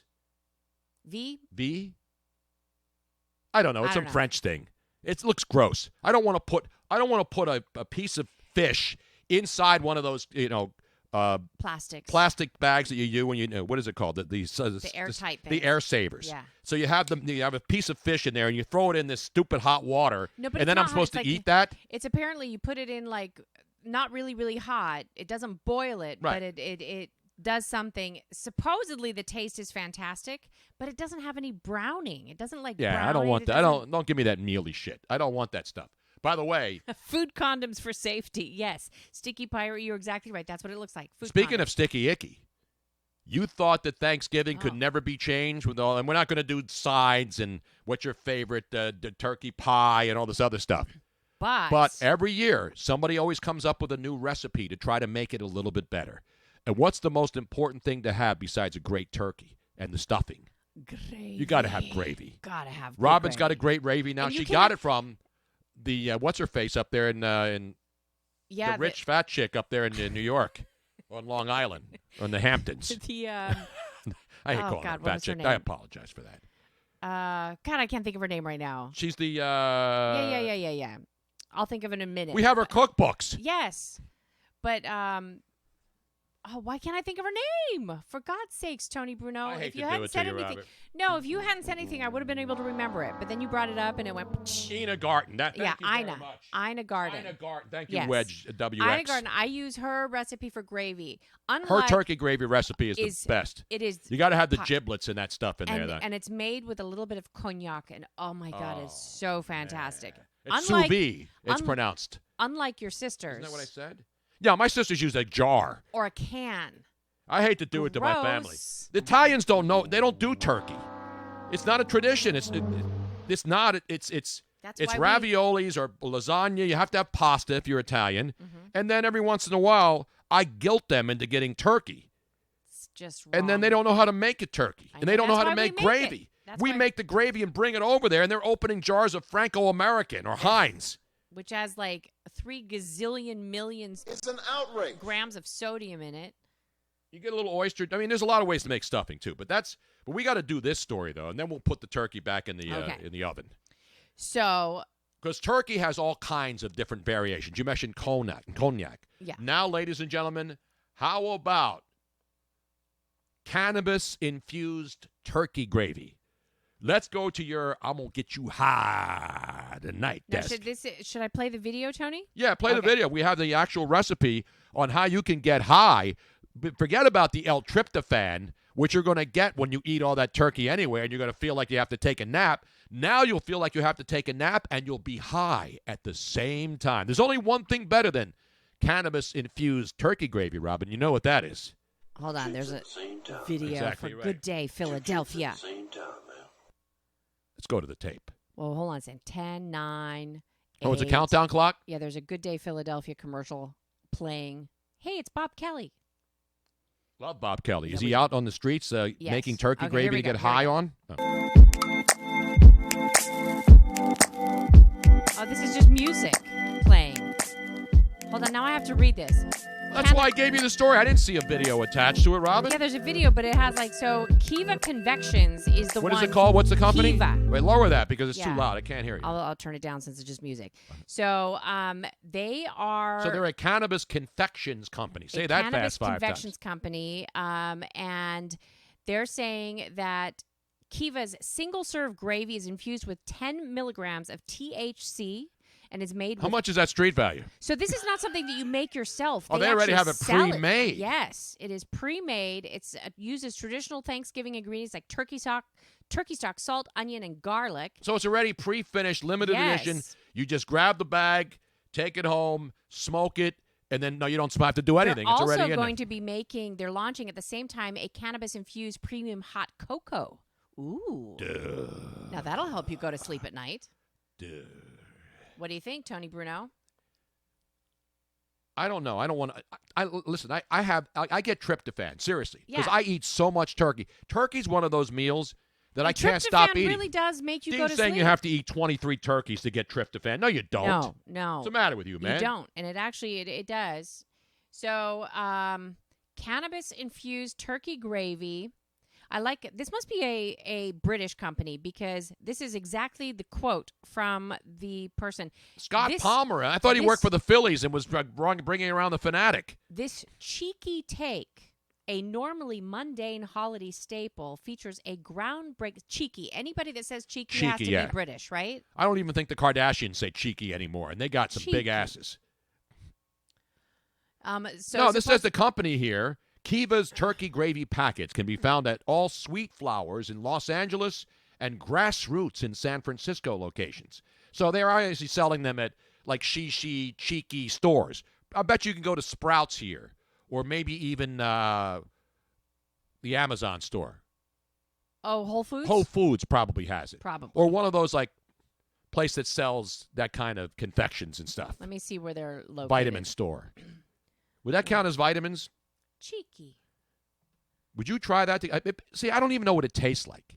I don't want to buy pre-bagged or pre-cannabised turkey gravy. Why can't you just add your own?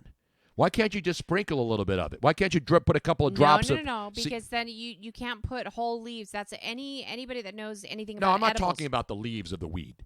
But it says it's THC. Why can't you just blow some vape into it? 10 milligrams of THC. Now, that's the bad stuff, right? How about THC if you is what... blow some vape up a turkey's ass, and then there Boom, you go. there you go. And you have it sealed right in there. You get a seal right in the butt, and bam! That turkey will make you high AF, as Grandma said a couple of years ago. So cannabinoids in your gravy. So is 10 milligrams of THC a lot? I want to know. I'm looking for dopers out there. I have people who no are chemists, idea. people who cook at home, and I don't mean turkeys. I mean people who are cooking at home outside in the trailer in your backyard. Is 10 milligrams of THC a lot or a little? I don't know. There's some people that are very, very serious about their cannabis, though. Via WebMD, as it turns out, turkey contains no more of the amino acid tryptophan than other kinds of poultry. In fact, turkey can actually has slightly less tryptophan than chicken, says Dawn Jackson Blattner, RD, LDN, an American Dietetic Association spokeswoman. So that's another urban legend then.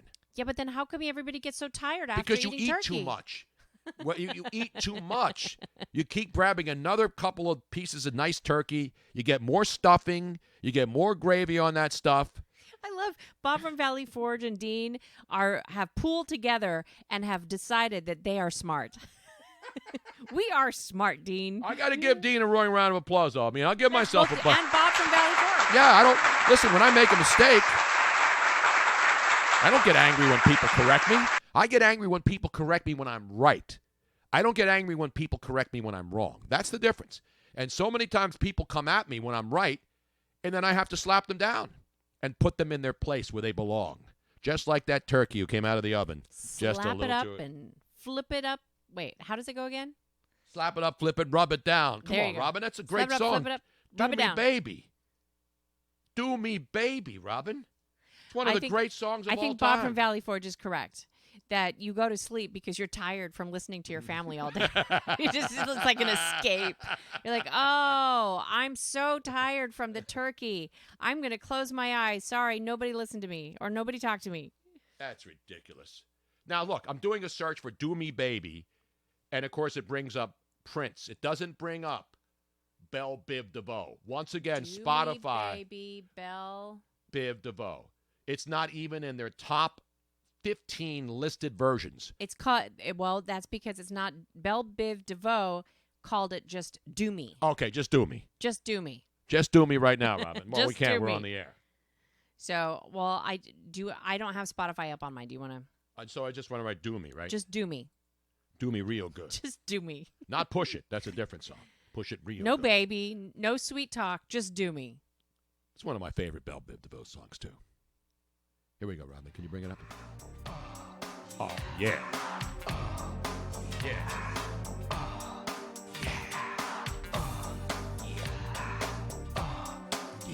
Tony, should I open since we just talked to the turkey lady, shall I open up the phone? Let's talk to the other turkeys out there.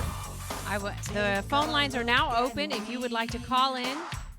Tell me, do you like what you see?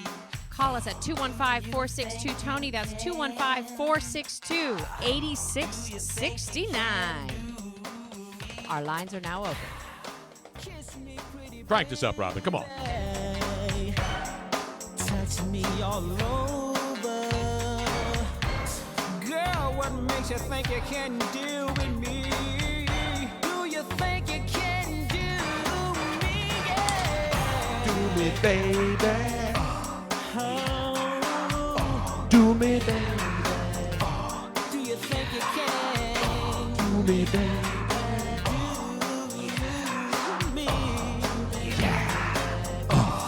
Yeah. Girl, let your head down. That's very disturbing, Tony. Take off your clothes and leave on your shoes. No, don't bring that song down, Robin. Don't you? How dare you? Sweet love. Backstage. Underrated adolescent. How you doing? Fine. She replied, high side. I like to do the wild thing.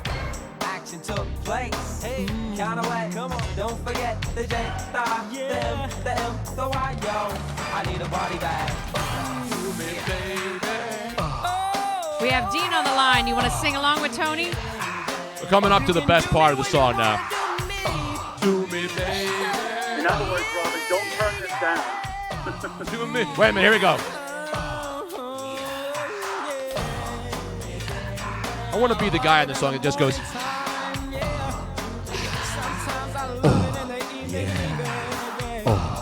Yeah. Oh, yeah. Yeah. The time was 6 o'clock on the Swatch watch. No time to chill. Can't be late. Hey, I need a body bag. Move to the jacuzzi. Here it comes now. Slap it up, flip it, rub it down. Oh no!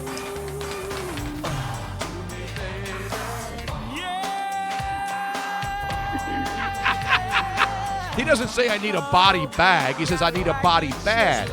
People always confuse that line in the song. What do you need a body bag for? He needs a body Bag. I so badly need a body. I get it. I got rid of all my Swatch watches. They still sell Swatch I watches, know. don't they? I had one. I had a fantastic Swatch watch. My kids used to have like 15 of them. Every kid wanted to have a bunch of them. I wore that thing into the ground. I had it. It was a yellow and black, and all of the time was in French, but it didn't say the numbers. Wait, is Dean yawning there? Yeah, he is.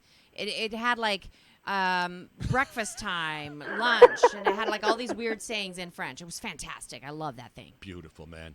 Dean, you had to love the bell. Even a white pasty guy from New England like you has to be into that Bell Biv DeVoe. Come on, man. No, he's all right. Not bad. It's not he. It's three guys. It's Bell, it's Biv, and DeVoe. It's three guys. I hate to do it to you, man. I got to give you one of these right out of the gate, man.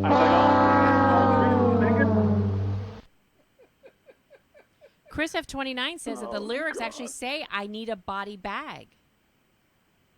Doesn't make any sense. It sounds like they say it. Maybe it doesn't, but I always thought it said, I need a body bag. Meaning a rubber. Oh. Like meaning I need a body bag, meaning Nobody condom. uses rubbers anymore. Come Condom. on. Interesting. I need to double bag it sometimes. You know what I'm saying? By the way, speaking of double bagging it, did you see what happened with the Jets over the weekend, Dean? The Jets, of course, beat the Oakland Raiders. And then in the New York Post, this headline, Sam Darnold gets wasted, hooks up with a girl after the Jets' big win. And my first thought is, I hope he didn't make out with her all night long, because this is a guy who's coming off mononucleosis. That's right. So he goes out and gets wasted and then hooks up with a girl after the Jets win. Wouldn't you think that What's wrong with that? There's nothing wrong with hooking up, but this is a guy who just came off mono and pretty much screwed up a part of their season. Now they're playing well, and he's going out and tapping stuff all over the city, man. Come on. Who knows what he's going to Well, catch? that's kind of perfect, Tony. If you think about it, he has mono. There's the perfect excuse. I don't have to kiss you, and I can't cuddle with you. Yeah, but you know what? This time he'll get stereo. I don't think he gets mono. After you have mono once and you finally get over it, you get stereo. Come on, that's pretty funny. Yeah. Hey, now, just a minute ago, I put on the Twitch that you don't get sleepy from tryptophan, and then you come on and correct me, and then you said you don't get upset when people correct you when you're wrong. It's when they correct you when you're right you get pissed. Exactly. So should I be pissed right now for you trying to correct me? No, because you said it, and then I didn't buy it, and then people researched it. Bob from Valley Forge. That's what's great about having an active audience that could be a part of the show. When we make a mistake, it's corrected immediately. And, but when I say something great, nobody even acknowledges it. That's what I'm pissed off about. You can rip me all day. Tony, see, now wait, Tony. Now, if we acknowledge every time you said something great, we'd be saying nothing else. No, you're right. We used to have, we used to have Rip Andrew Thursdays on the Fox show in the morning. But today should be Trash Tony Tuesday. Listen, when I'm wrong, I want to be trashed. Nobody took the loss harder than I did, except the Rams, of course, and their cheerleaders. Especially because you changed your mind. Like you had said. I actually started writing it on Sunday night, and I had this is going to be one of those set it and forget it games. I was going to jump all over Baltimore, and then I didn't finish writing the pick, and then the next day, because I had to run out of here, I just put in the Rams just thinking that throwing shit against the wall, and it's my fault, so I deserve another one of those, Robin. No. And you know what happens, Dean? I didn't even bet on the game, and I lose the pick, and I can't go to sleep. That's how upset I am. I'm like a guy who just bet 20 grand. I'm like a guy who had 20 grand on the game, loses it, and then can't. I literally could not fall asleep till like 1:30, and then I'm up at 6:20 in the morning, and I couldn't go back to sleep. I've been up since 6:20. What's wrong with That's you, Tony just it, Bruno? though, Tony. When you're a gambler, you got to have a short memory because last night's game was no more important than Sunday afternoon game at 4 o'clock or 1 o'clock. So you shouldn't be betting. If you bet $50 on Saturday or Sunday, you should be betting $50 on Monday. I don't tell people what to bet. I don't say bet the house on it and stuff. When I make a pick and I lose, I don't get any more upset because guess what? I'm going to rebound, and the next one I'm going to get a winner. But I'm not upset for me because I didn't lose any money. I'm upset for the people who took the pick and lost money. Even though I don't charge anybody. Even though I'm like these scumbags who charge people and brag every week about how good they are. We got another guaranteed winner, and I don't guarantee any wins. I just do the best I can to make a pick when I'm wrong, especially that kind of wrong. That wasn't getting screwed by the hook like the Houston Texans did last week with a half-a-point loss. That game was over in the first quarter. That was a set it and forget it, shut it off, and go watch something else game. Dancing with the Stars probably had bigger numbers last night than that football game. The only person who should be boasting about picking that would be Colin Thompson yesterday because he was saying double-digit win, and they spanked that ass. Yes, he did, and I gave him credit. But he's now saying, I said it's chalk. Was it when the favorite wins, isn't that chalk? Yeah, but he was saying the favorite was going to win. He didn't he give up like 9 or 10 points? No, he said 6.5, 7. Listen, I give him credit for that, but the Philly Godfather says you don't get that much. You don't get your odds are not that better to go 2-1. You're going to get 2-1 if you go 7 points. Right? No, I'm not saying it was anything was better, but he did put. You got to put. He put more. He was giving the other team 7 points, not 3. No, he wanted. No, he wanted. He said he was so confident in Baltimore that he wanted to go and lay even more points. Nobody does that when you're betting a game. You bet the money line straight up, or you bet the point spread. And so he said people do that though. But who? It doesn't make any financial sense to do that. Because the reward is not commensurate with the risk. No, Tony, if you buy back points like that, you get better dollar. Like so, if instead of betting $100 on the game with like 3 points, you bet $100 on the game with 7 points, but you're going to get back 150. Yeah, exactly. Is that worth all the aggravation? Last night it wasn't because obviously that game was a blowout. At halftime it was over. So there aren't that many easy games like that. No, I give him credit, man. I gave him credit. I gave him love. But now he's coming after me.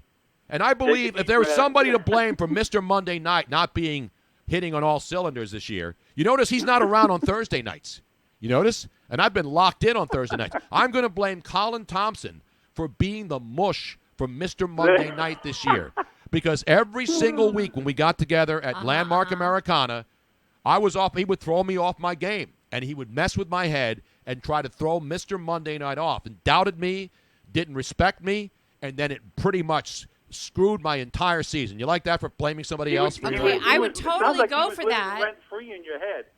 Dean, hang on. I would go for that, Tony, except for the fact that you make your picks prior to you seeing Colin on Monday night. So, I'm like I calling said, he's foul. living rent-free in his head. No, he's not. By the way, Tebow's Pressel wants to know, and this is a good question.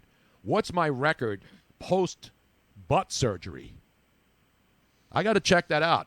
There's a way to go back and see whether Well, my your overall my record, rectum like, is. aren't you like 62% or something like that? Yeah, but for example, I But lost if you were last better Thursday. before No, but or here's after? this is my first losing weekend because last Thursday night, which started week 12, I lost by a half a point on the Thursday night Houston pick, even though they won the game. And then Sunday I went 2-2. So now I'm sitting with that loss at 1-3, right? So No, are 2-3. Are you claiming that maybe you're rectum? Let me just break down the weekend, Robin. 0-1, then 2-2. So that's 2-3, and then the Monday night loss is 2-4. That is my first official losing weekend of the year in 6 picks, 2-4, and I deserve one of these for that. Okay, so how they have one of those vagina regeneration programs? Do they have one for your butthole to get you back in line? I'm feeling better. It seems like it's working this time. Yeah, I know. It should because the doctor pretty much cut me open like a Christmas turkey, like a capons don't take the kind of I called slaughtering. you before your operation and said, Tony, listen to the damn doctor and don't go right back to work. Take a freaking week off if you have to take a week to heal up properly. And I think that's what did it. You actually took the time to heal up this time. Exactly right. No, I did, and I stayed in bed for 3 days. And I Exactly don't like right, staying which in bed for 10 minutes. And so, no, I did it right, and I didn't do a lot of physical stuff. And so hopefully now we're a little over a week into the healing process. If you weren't that stubborn old curmudgeon man and just did it right the first time, you probably wouldn't. No, I don't think that made it. I don't think that made that much of a actually, difference. in this particular case, it probably didn't. He didn't but- rip my ass open enough the first 2 times. He wanted to go. He should have gone in there and go in there and go deep on me right away. He didn't rotor-rooter him. The first time around, he just sort of like used the little, little implement. This time, he roto-rootered him. He man. took out the what are they So use he went the jungles? deeper than A your machete. strap-on does, Robin? He went machete on me. He went the full machete treatment. He man. went deep. He went deep. Hey, All right, Dean. well, listen, Tony and Robin, listen, you have a great Thanksgiving, and please don't eat too much, Tony. I will. Your asshole will thank you. No, the turkey's good for you, man. It's good protein. Thanks, you know. Dean. Absolutely. All right, guys. There he is, ladies and gentlemen. Dean out there. Now, I don't know whether, because, we got 3 games on Thanksgiving. So I'm going to have to make picks on all 3 games. See, I just can't pick and like on Sundays I can pick and choose. I pick 4 games. But do I get to decide I don't want to play all 3 games on this Thanksgiving Thursday when I post the picks? I don't know. There's 3 games, Robin. I always say I have to make a pick on the game. I know. See, I'm not like degenerate gamblers. I don't think you should say ahead of time because if you don't feel it, then you shouldn't pick. You shouldn't go. No, with those but I'm games. saying on every if you feel it. Thanksgiving there used to be only 2 games. Now there's been 3 for the last few years. But there's 3 games. There's always the Lions game is first. That's the 12:30 kickoff, and they're playing the Bears.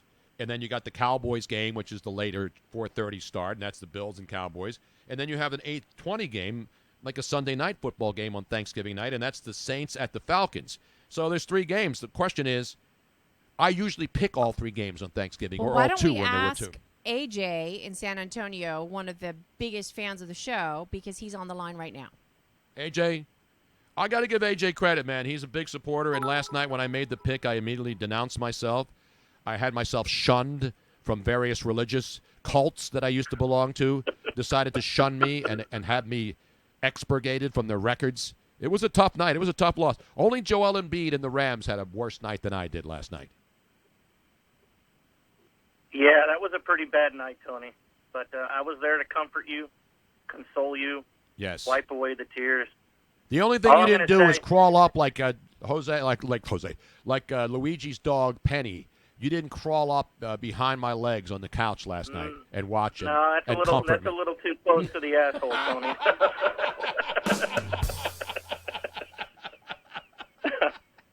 all I gotta ask you is if you're gonna pick any of the Thursday games, do it before you eat the turkey because the L-tryptophan might affect your judgment.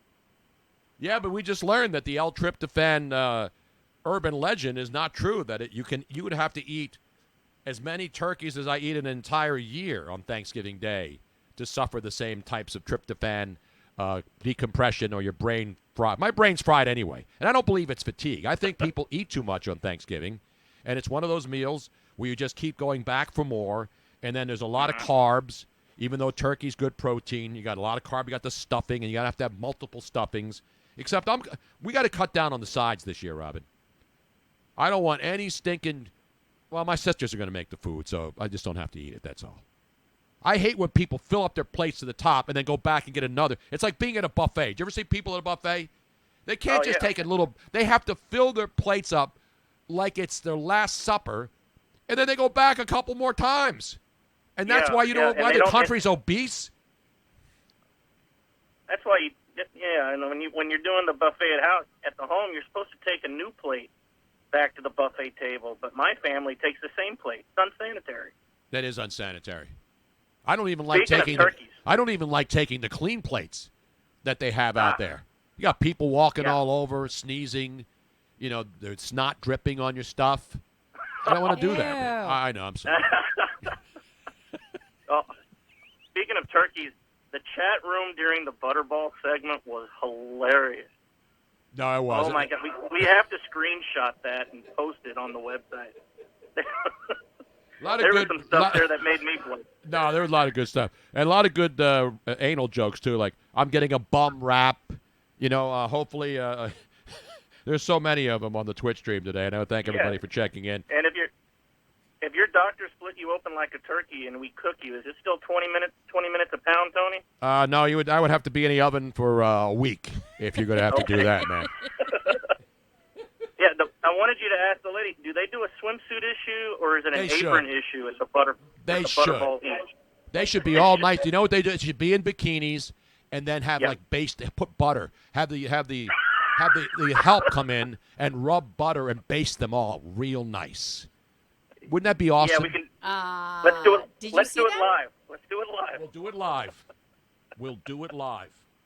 Could you see that? Why shouldn't there be a Butterball hotline swimsuit edition? Sex chat? Body issue. The body issue. Except it's not going to be of the ladies answering the phone. It's going to be of turkeys. No, it's going to be the ladies answering the phone.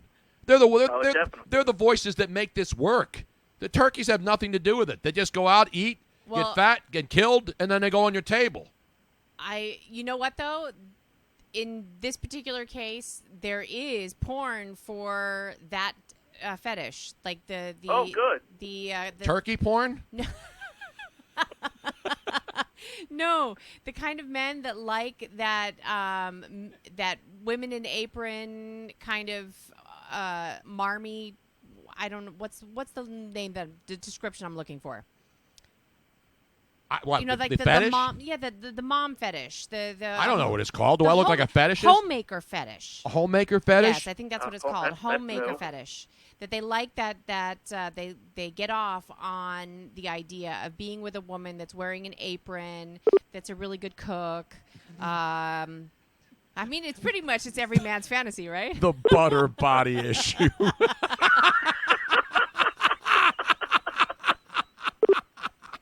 They should all get into a big vat of really good oil.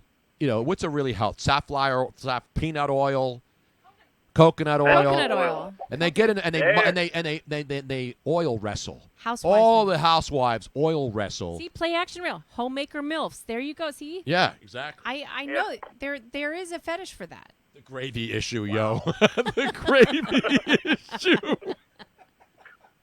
Well, talking about that game last night, Tony, I don't know if you heard, but after the game, to take their mind off the loss, the Rams were watching the Charlie's Angel movie to see something that bombed worse. Oh! Wait a minute. I got to get my page here.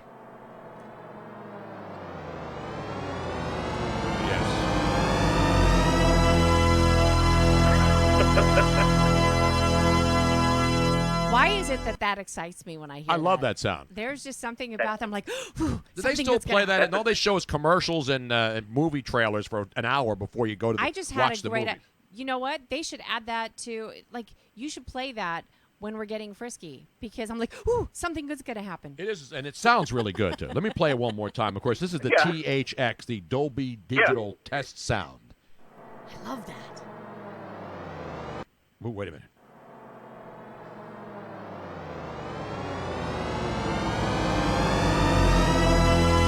Almost. Yes. Yeah. Oh, yeah. Robin, I don't think that's a good idea if you guys are getting frisky in the room and playing that song because the motto is the audience is listening. Oh, yeah, maybe. Well, if they're into that, hey, whatever. Hey, whatever. Anyway, I wanted to wish you guys a happy Thanksgiving. Well, happy Thanksgiving, AJ. And for all that you do, we are thankful for all of our listeners. But on the top of that list of thankful people for all that you've done for the show over the years, and especially since we put this baby on the air on Twitch, there's no doubt you have been the most supportive. I don't know how you do it, man. You must be running drugs or something at night. I don't know where you get the money to do this, but we appreciate it, man.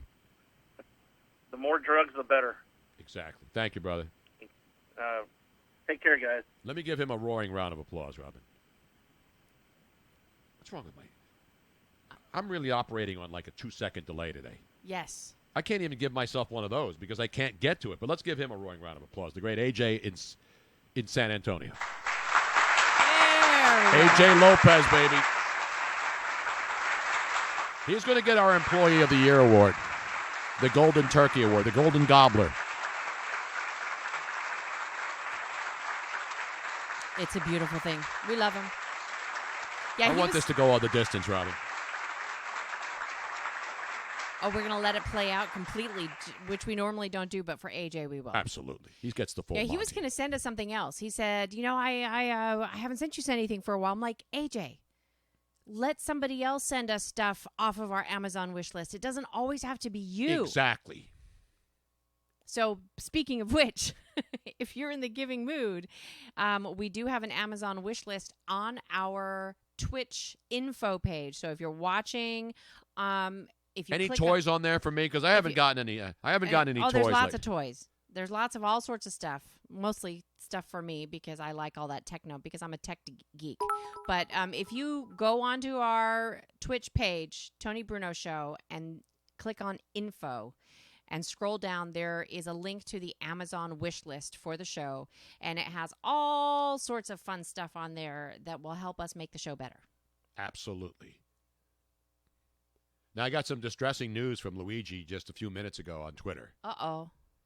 He said he just found out his dog is going to need a ton of treatment and care.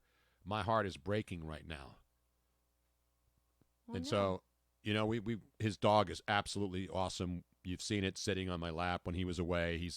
She is the most loving, caring dog. Well, and I don't know what's going on. We already knew that she had heartworm and that she was under care for that, and she was supposed to be getting better with the medication and that was part of the agreement of the adoption agreement.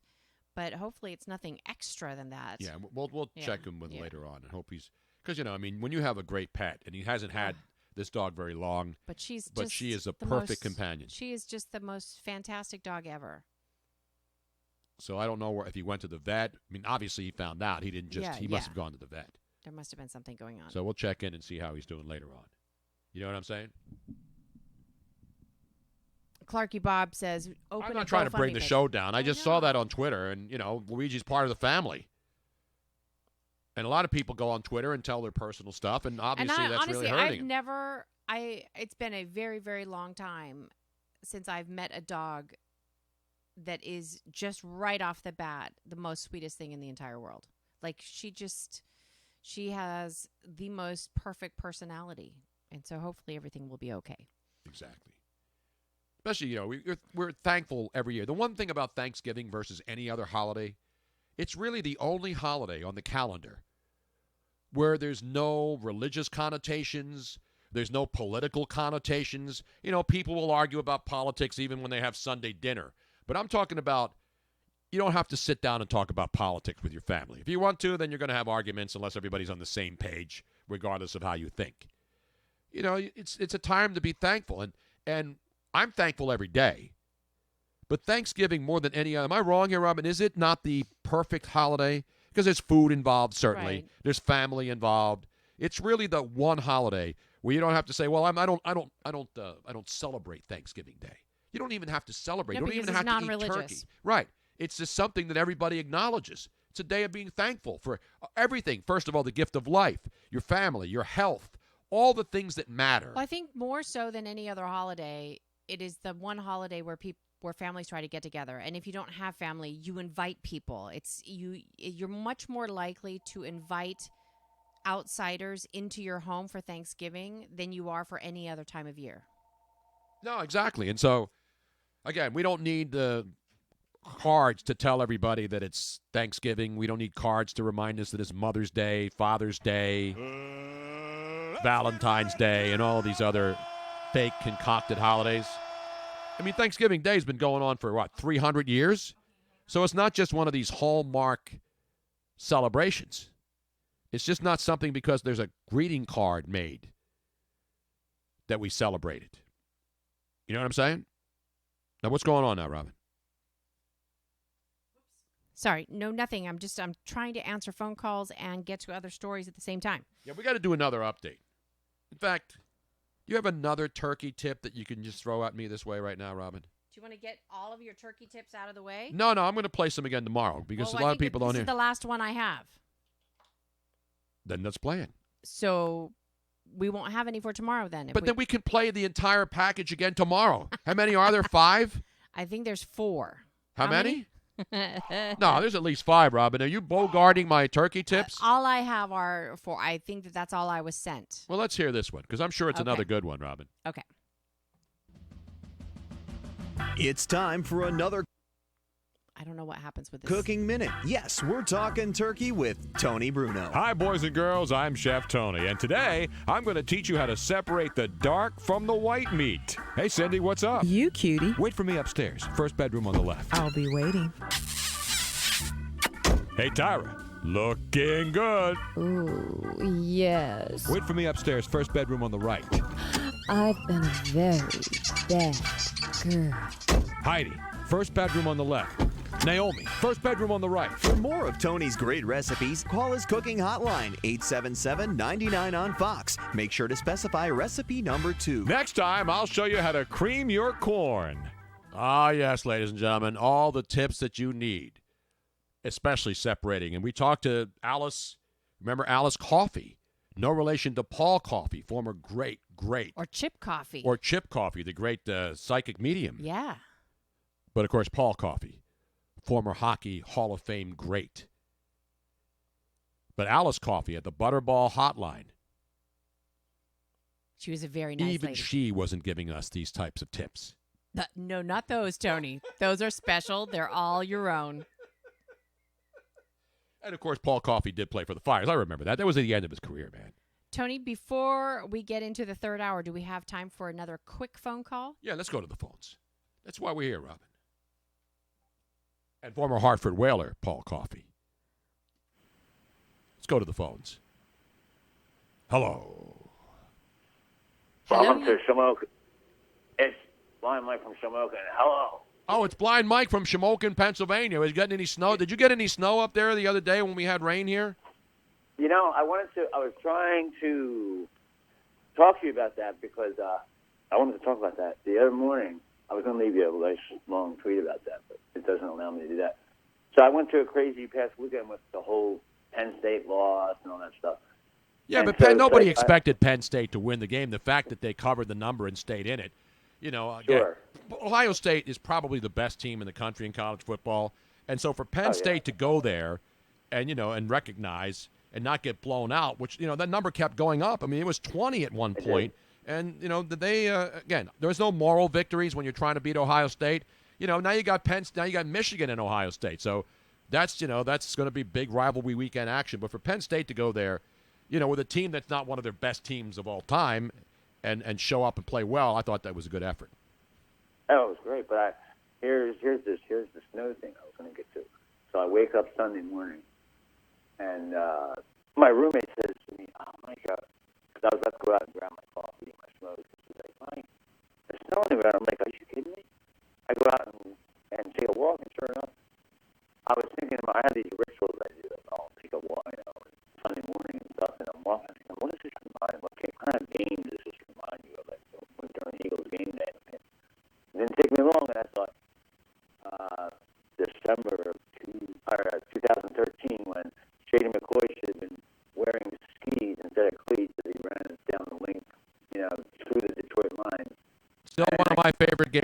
time, man. Yes.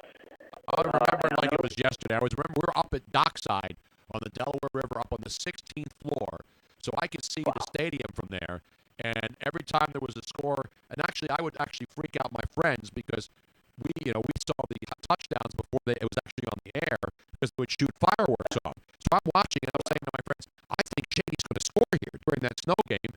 And then, of course, because I saw the fireworks, and then Shady scores on the next play. And like, how do you know this stuff? And I say, hey, it's just football knowledge right there.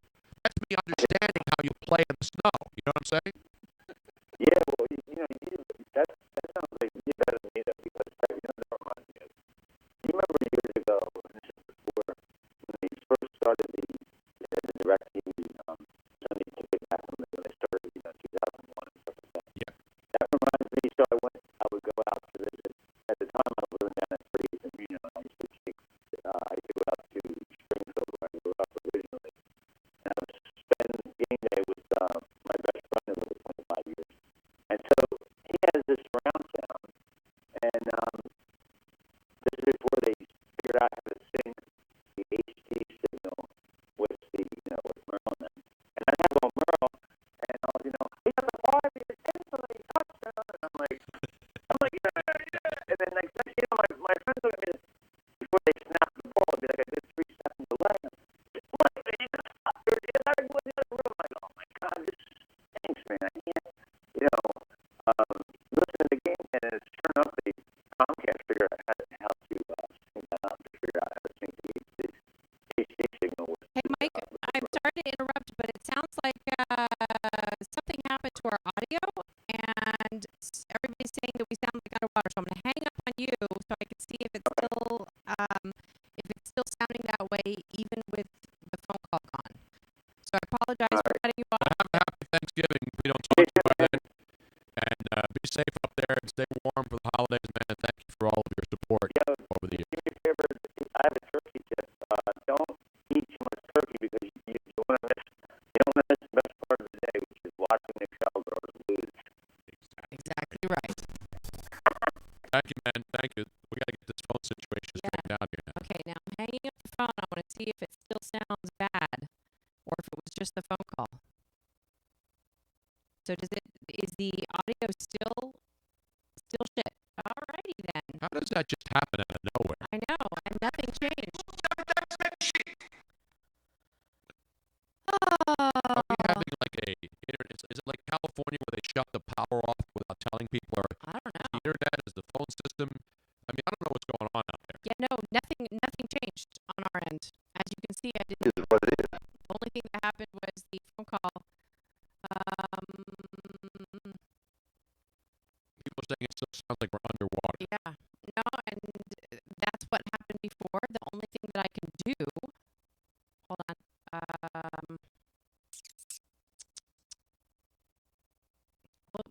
Blah, blah, blah, blah, blah, blah. There should be nothing. I get it.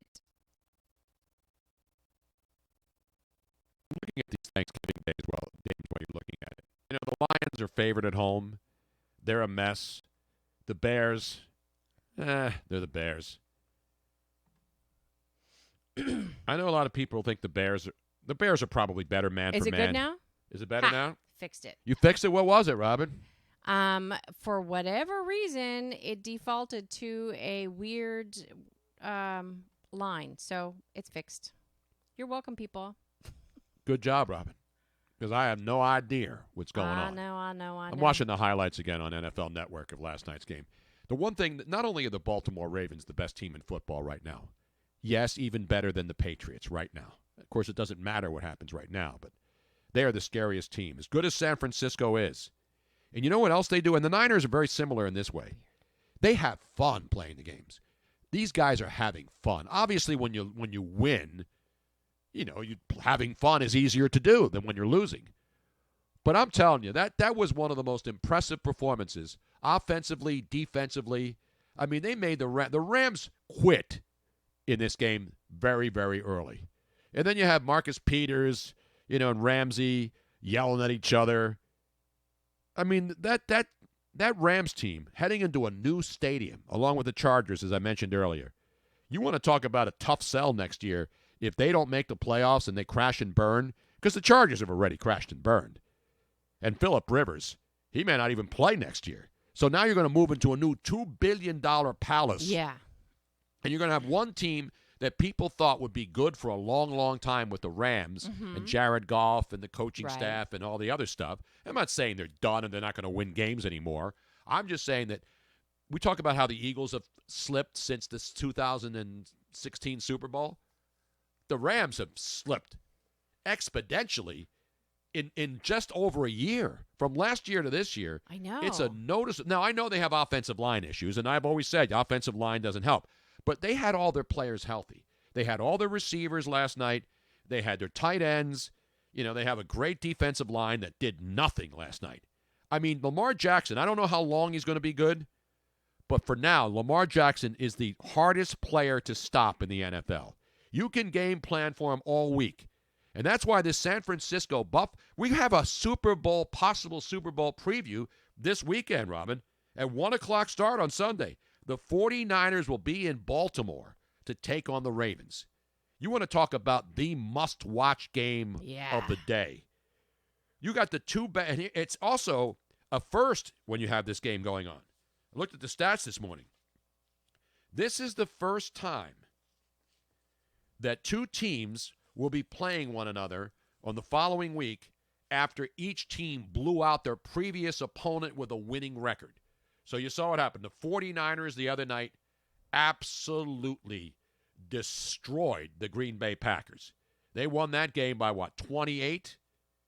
And then last night, the Baltimore Ravens won by 39. So the Niners won by 28 over Green Bay. The Ravens win by 39. So the first meeting between two teams coming off at least a 28-point win versus teams with winning records. Because teams have blown other teams out before, but it's usually not a team playing another good team. And now you had two good teams playing two good teams, and both were blowouts. Because remember, Green Bay, a lot of people thought they had a chance to go in there, and even Aaron Rodgers said, this is the kind of game we have to win to prove that we're in that league, that we're next level. And they couldn't do it. They were embarrassed. And last night, the Rams, if anybody thought they were going to be anything to contend with, that was the game to win. So did somebody knock on the door? Yeah, oh, okay. And so this game's going to be monumental. I got to look at the over-under. I want to see how that line has changed also after last night. Because, they post the lines on Sundays, but a lot of these lines have to be changing. And so I'll get the latest on that here in a second. Plus, we have other updates to get to. Do we have any Florida updates today, Robin? Do you know? Anything good? We do. By the way, Jared Goff last night, 26 of 37, 2 interceptions, 0 touchdown passes, 5 interceptions since Week 10 for Jared Goff. So Jared Goff, I don't know what's wrong with him. Obviously, he doesn't have a running game that works. And the whole situation with their running attack and Todd Gurley, who a couple of years ago was one of the elite backs, and he's obviously hurt. He's not the same guy. Now, Tony, I have a Florida update and I have an Italy update. I'd rather go to Italy than Florida, but listen, I love both places. We love both places. So what should I do first? Should we do? We can always go to Florida. Let's go overseas. Let's jump on the Concorde and get over to Italy for your Italy update. As we used to say, whenever we did an Italy update back in the day, Robin, you know what I used to say all the time? What did you used to say? And then my aunt would say, let's go to your update and your correspondent, a woman who once worked for NBC News but was fired because she actually reported on stories that were occurring, our correspondent, Miss Robin. Is there a song for Italy? No, I'm going to play this for you. We have a really good Italian song. And now, sitting on another story for 3 years, here's your correspondent from ABC World News Tonight, Miss Robin Austin. Dateline, Milan, Italy. Milano. Well, this seems to be a subject that is in our household lately. The rectum, the back door, What's another? The asshole. The poop chute. The poop chute. Whatever you want to talk about it. It has sort of been on top of our minds lately for one reason or another. And it seems that there's been more stories about butts since I've had my situation going on for the last couple of months. Yes. Or is it just because if you have a situation, you notice those things Maybe you notice it more? Well, I think that the Hershey Highway is another good one. That's a good one, too. Yeah, thank you. Well, Play in action. Milan, EKT Italian 87. doctors were greeted with, you hear these stories all the time about people who have stuck something up their ass and they can't get it out. Yes. For one most reason of them or another. Most of them are urban legends about gerbils with many well-known celebrities in different cities. When there are x-rays to back up the story, yes, we know it's true. And in Milan, Italian doctors had to invent a new tool to remove a 23. How long? 23-inch dildo from a man's rectum. Rectum? Wait a minute. 23 inches, ladies and Dildo gentlemen. in a dude's keister? Yes. And okay, I want you to take a look at this particular x-ray for just a second. Wait, I have tape of the actual insertion now. Oh, yeah? Yes. Excuse me while I whip this out. It was painful. Now, I don't know if you can see the red arrows, Tony Bruno, but you can see his pelvic bones, right? So this is a real x-ray. So This isn't one of those. This isn't Photoshop. No, this is not photo. So imagine, put your hands on your hips, your pelvic hips, And right? when you dip, I dip, we dip. Put your hands there. Yeah. Now, look at how far up past this man's hips that particular dildo on the x-ray is. The only thing I've seen farther up someone's rectum is many NBA media people and LeBron James. I've seen those x-rays with tongues of NBA honks deep inside LeBron James, but I don't think they went 23 inches deep. It is up. That's how is that even possible? But I digress. Let me go on to the Even story. Lexington Steel can't believe that, Robin. Yes. So here we are. I'll read this. So as we've heard stories from nurses that have worked in emergency rooms, we've heard the real stories about all sorts of the things. ER. I Yeah, watch the those ER. shows. No, I hate those shows. I don't want to watch ER stuff. For some reason, humans just love to see how far they can shove something up their ass. I didn't don't know that was it. physiologically I didn't possible. either. I don't understand this particular what they like, this fascination to see if it'll fit, but Was it this happens. guy on SEC sent me to the ER? No, He I should don't be. think so. But a team of physicians at the AAST Gran Hospital in Milan. An ass hospital? Yeah, The- AAST. the AAST. I think it stands for something else in Italian, but whatever. Well, we have a little. This is what they were playing in the ambulance when they took him to the hospital, Robin. All the this Larry shit. Let me do all the talking. Now, here we go. Here we go. Listen. Yeah, what's up, Jude, bro? This big Larry, bro. Coming here to bring my oldest here, bro. You know, he's hot, but he one of the hottest hip-hop artists there is, bro. Man, you got to check him out, bro. You know what I'm saying? Man, Jude, we got he's this so thing cool, going on man. and shit like, Excuse what me, the bro. fuck? Man, he's the hottest thing right now, We got bro. this, man. Everybody call Man, him no, for him, dog. Check it. It is This Jude. nigga Back knows that these ass up, back that ass I up. just told Show this me nigga what you're say working with. about See how I carry that land no day. look, Man, that's right. That's what I'm talking about, Jude. You gotta carry that land. Cool, man. How much longer is that?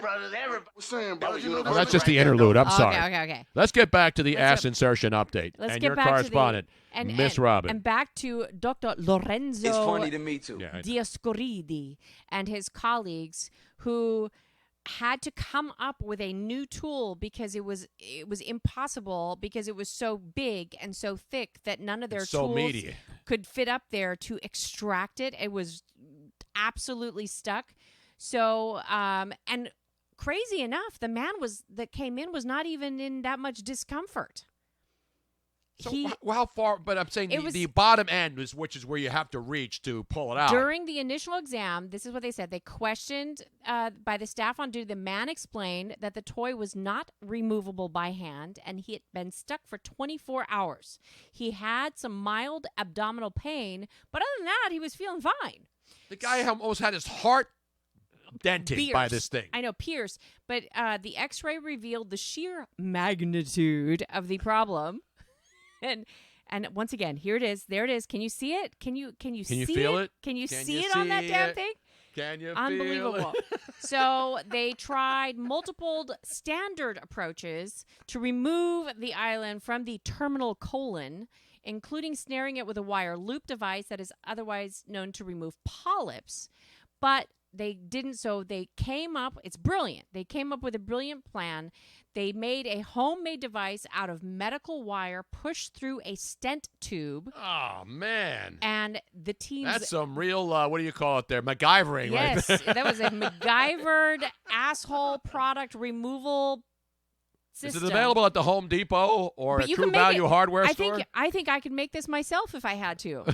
So the No teams- home should be without it these days, It Robin. is a guide wire lasso, was rigid enough to loop around the sex toy and pull it away from the colon walls. And bing, bam, boom, he was ready to go. And this is here. So Bada bing, bada bing, bada boom. bing, bada boom. Hold on a second. In addition to advancing the field of foreign body removal, this tale has a happy ending for the patient.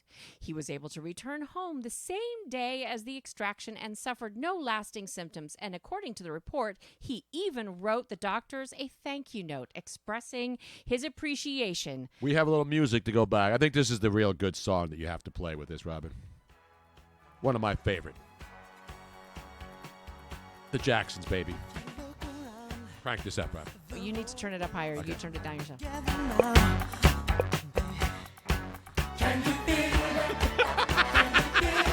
Can you feel it, baby? There is no way that he did not feel. I mean, Tony, imagine. Stop it, Robin. I have my own pain to think about. I know.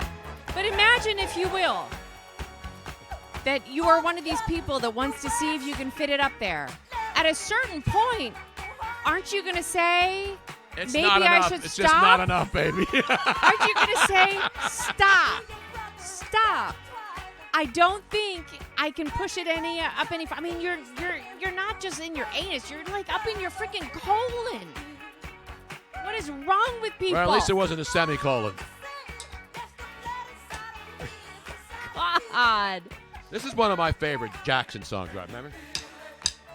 This was kind of a They didn't have a safe word. I know. Can you give yourself a safe word? Play action reel. He didn't have a safe word. Well, he did. He did have a happy ending. He did.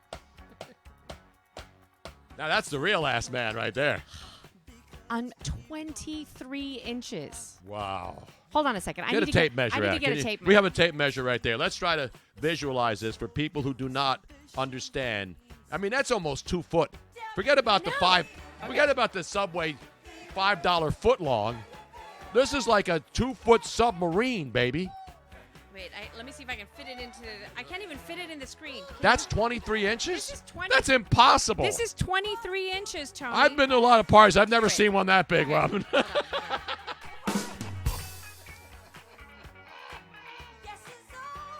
This right here. That's not just a it doesn't dildo. even- That's a primo, baby.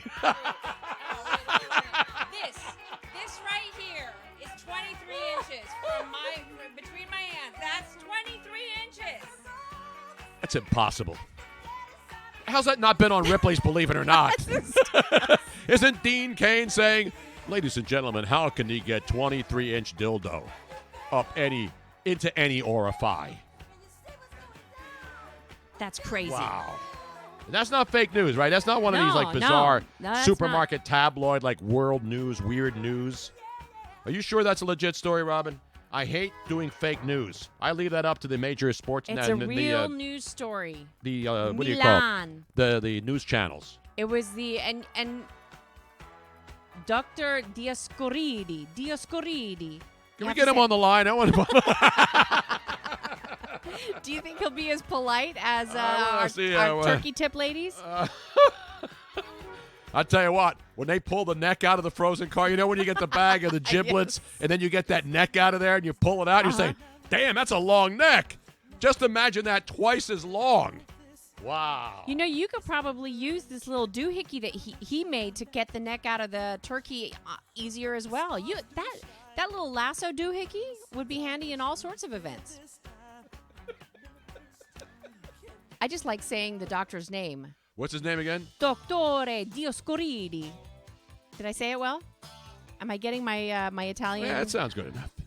It'll work in an Italian restaurant. And they say dottore, right? Dottore. They don't even say the C. Even though in Italian there is a C in dottore, but they don't say the C. They say dottore. Exactly. See? By the way, you know whose birthday it is today, Robin? Whose birthday? Bring it up here because we got to give up love.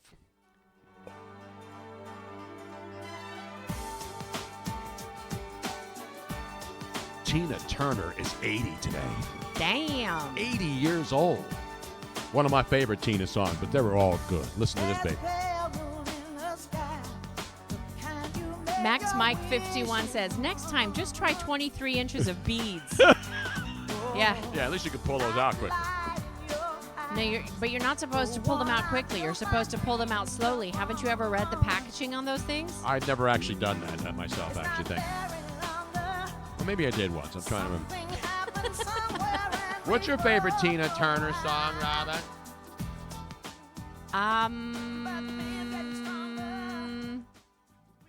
Thunderdome? I don't know. I love Thunderdome. I like Thunderdome. I just like the production of it. This is another one of my favorites. No, that's not the version. No. I always loved Private Dancer. This is another good one here.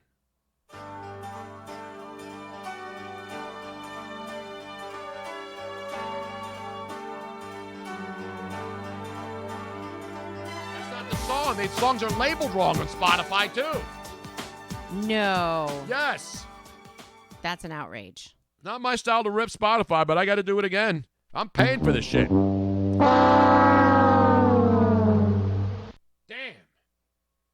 I could find Ike Turner songs better than I could find Tina Turner on Spotify. You know, because of the fact that the only reasons we switched over to Spotify was that it allowed the Spotify playlist on to be posted Twitch, on the show so people can see can our see set it. list at the end of the show. If they ever come up with an Amazon one, which to me makes total sense since they're owned by Amazon, we'll switch it back over to Amazon so it's much easier. Because we actually do like the Amazon playlist better. Every time I play a song, it's the same song. It's I Don't Want to Fight. Like, I want What's Love Got to Do with It? Rebel Man 9311 says, Fool in Love was the shit.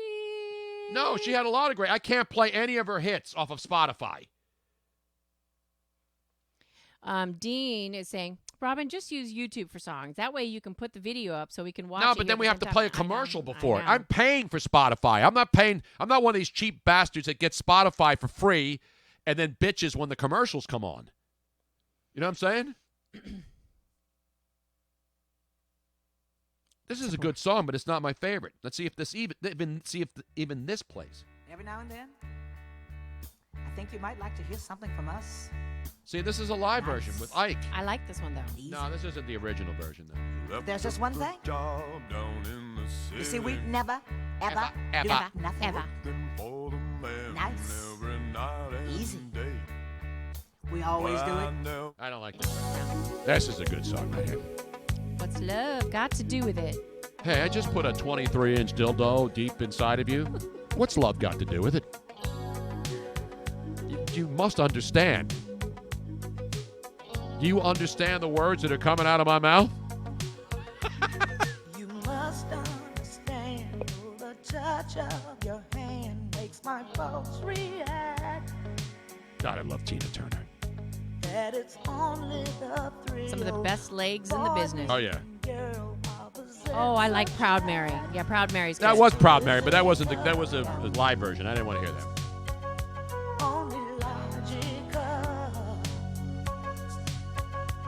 You must try to ignore that it means more than that. What's love got to do with it? What's love but a second-hand emotion? What's love? Oh, my baby girl's back. Got to do with it? Who needs a heart when a heart can Let's see what else she's got here. It's the same song they keep playing, which is... My baby.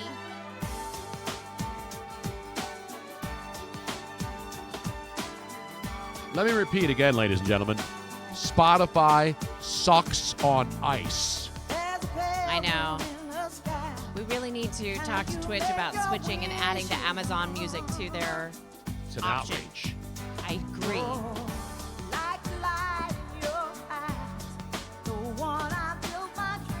I mean, it's a good song. I know. Okay. Well, let's There we move go. on. Well, one more. There, I found one. Okay. Yeah, this is it right here. The one I don't like, and then because it has a bad association for me, is Private Dancer. I like Private Dancer. I too. know you do, but I don't. Dancer for money. You can play what you want. It's just hard to find songs, is what I'm saying. Yeah. When you're doing a search, You have to have the exact name of the song spelled correctly, no extra words, otherwise I won't find it. like I do a search for Tina Turner, right?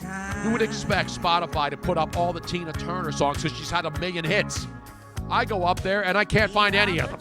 That's my point. I don't want other artists doing Tina Turner songs. I want Tina Turner. Where's the algorithms in this stuff? Yeah, they need to. They definitely need to. Where's improve. Al Gore in this stuff? They have horrible algorithms. This is when it gets. This song builds up nicely, though, Robin. I know, I do. And I wonder when we are ever gonna change. Be clipped.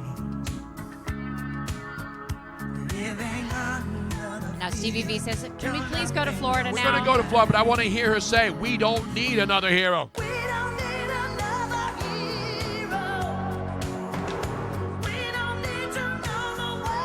When you're listening to this in full stereo, that ba-da-dum is awesome. Give me a little more of that flute, baby. Not the skin flute. No, that's not. No. Okay. Now, we just did an update in Italy, though. Are we going to go to Florida right away, or are we going to talk about something else first?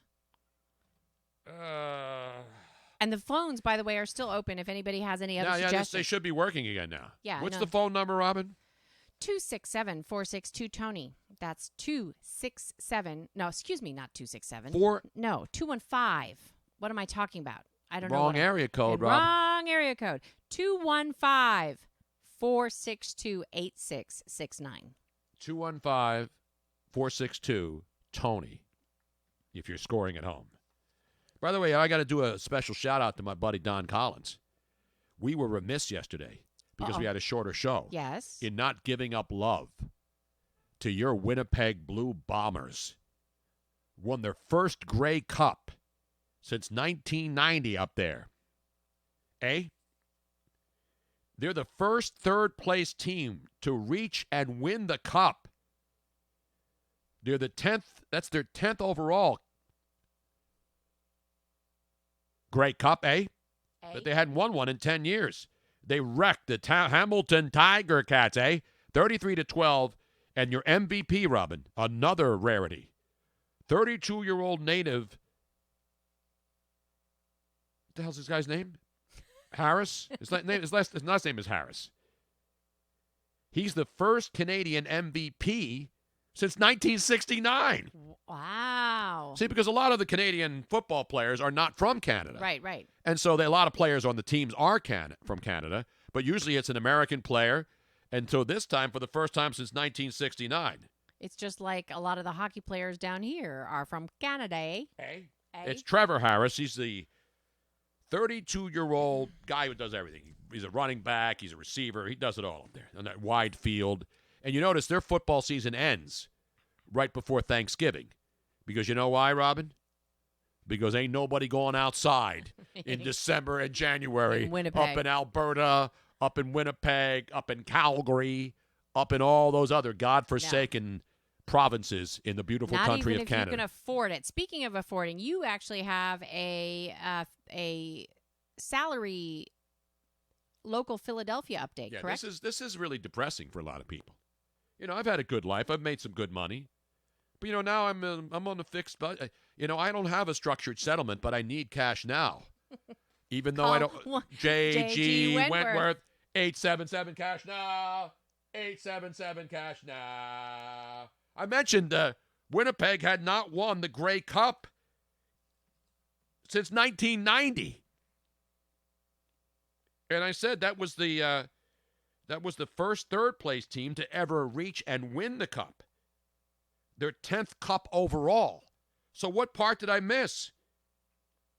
They've won 10 Cups, but they haven't won one since 1990. That's 19 years ago, isn't it? 1990, 2000. Yeah, that's almost 20 years ago. How about those Blue Bombers, eh? So back to being happy in the city of brotherly love. If you're happy and you know it, cook some drugs in the Philadelphia area. No wonder why there's all this crime on the streets. There's a story out, Robin, and it's disturbing. Because I don't make this kind of money anymore, but apparently this is what you need to make before taxes to be able to live in Philadelphia. Let's go to your People Are Running Out of the City update desk and your correspondent. And I'll start it off in the words of the great Philadelphia former mayor and police commissioner, Frank Rizzo, when he's talking about the now failed mayor who just got reelected to another 4-year term, Mayor Jim Kenney. You're a crumb creep coward.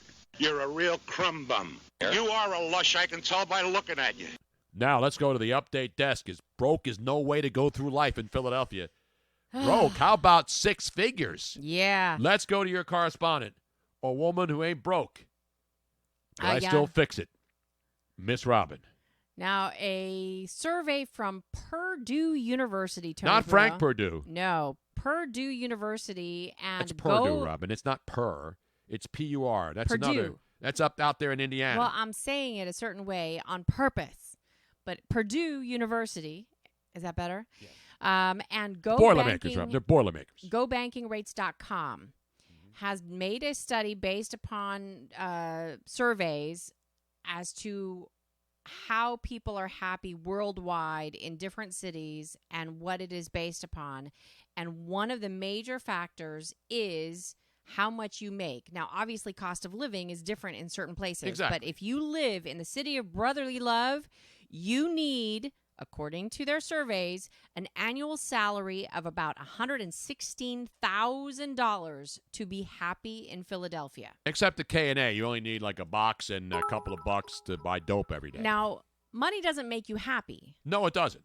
But you have to have a certain amount of income. To be able to have the freedom to do things in your spare time, to be able to go on vacations, to have, Yeah, but this isn't to live a lavish lifestyle. No. This isn't about living high on the hog. No, it's not like that. But it's just to be able to have the freedom to not constantly be worrying about living check to check, and so this is the optimal amount of money it takes to be happy in the city of brotherly love. How much? $116,000 of income. $116,000 a year pre-tax. Pre-tax. Is that for one person or for a family? That's a good question. Well, that's what I do. I'm a journalist. It actually does not say that here. It says you need an annual salary to be happy in Philadelphia of $116,000. I mean, it depends on what happiness is. But they pinpoint the amount where money no longer changed a person's level of emotional well-being. So if you have less than that, the lack of money is affecting your emotional well-being. If you had even more money than that, if you reached approximately that amount, then you seem to be the happiest. Any more than that, it didn't really change how happy you were. Like, you didn't become more happy the richer you were. But that was approximately, as soon as you get to around that level, and it's different salaries in different locations. Nationally, the overall rough salary is $105,000. Well, in San Francisco, it's like $500,000. Oh yeah, you or have else to you have live even on the more. street. You have to have even more than that. You see that you see these like pods that they're doing in San Francisco now, which are these buildings where they build little cubicle areas, Uh-huh. and people are paying $1,200 a month to live in a Insane. communal pod. It's insane. It's a pod. Yeah, it's insane. It's like living in a prison cell. Yeah, it's like living in half a That's the definition of shipping communism. container. A shipping container. This is the true definition of communism, except you have to pay $1,200 to live like a communist. It's an outrage. You know what I say, Robin? There's only one thing I say every single day. You don't need money to be. If you're happy and you know it. Yep. If you're happy and you know it, clap your hands. If you're happy and you know it, stomp your feet. Okay. That I don't Just want trying to be cheerful I don't here, want to play that too much because that's going to get stuck in people's heads and they're not going to be. It's better than appreciative. playing Baby Shark again, Robin. So that's why we're not happy, Tony. Well, we're happy. We're not just living the high life. That's all, Robin. Now, I think that there's certain places where it's less. So globally, they're saying it's like 65,000, between 65 and 75,000. But that's globally. Yeah, but I thought that sounds high for Philly because there's still some affordable housing here. Unfortunately, none of it is in the neighborhoods people want to live in. But they're not happy. Like if you're living in affordable housing and you're still, that means that you're very, very low income.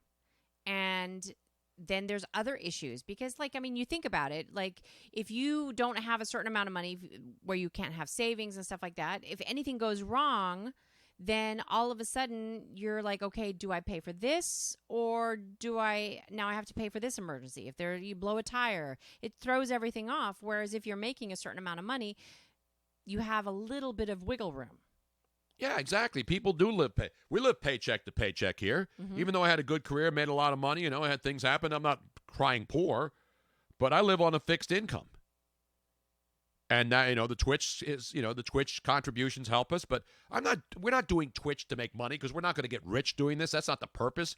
I still like doing this. And so rather than go work for a radio station and start over again and do that, I don't want to do that.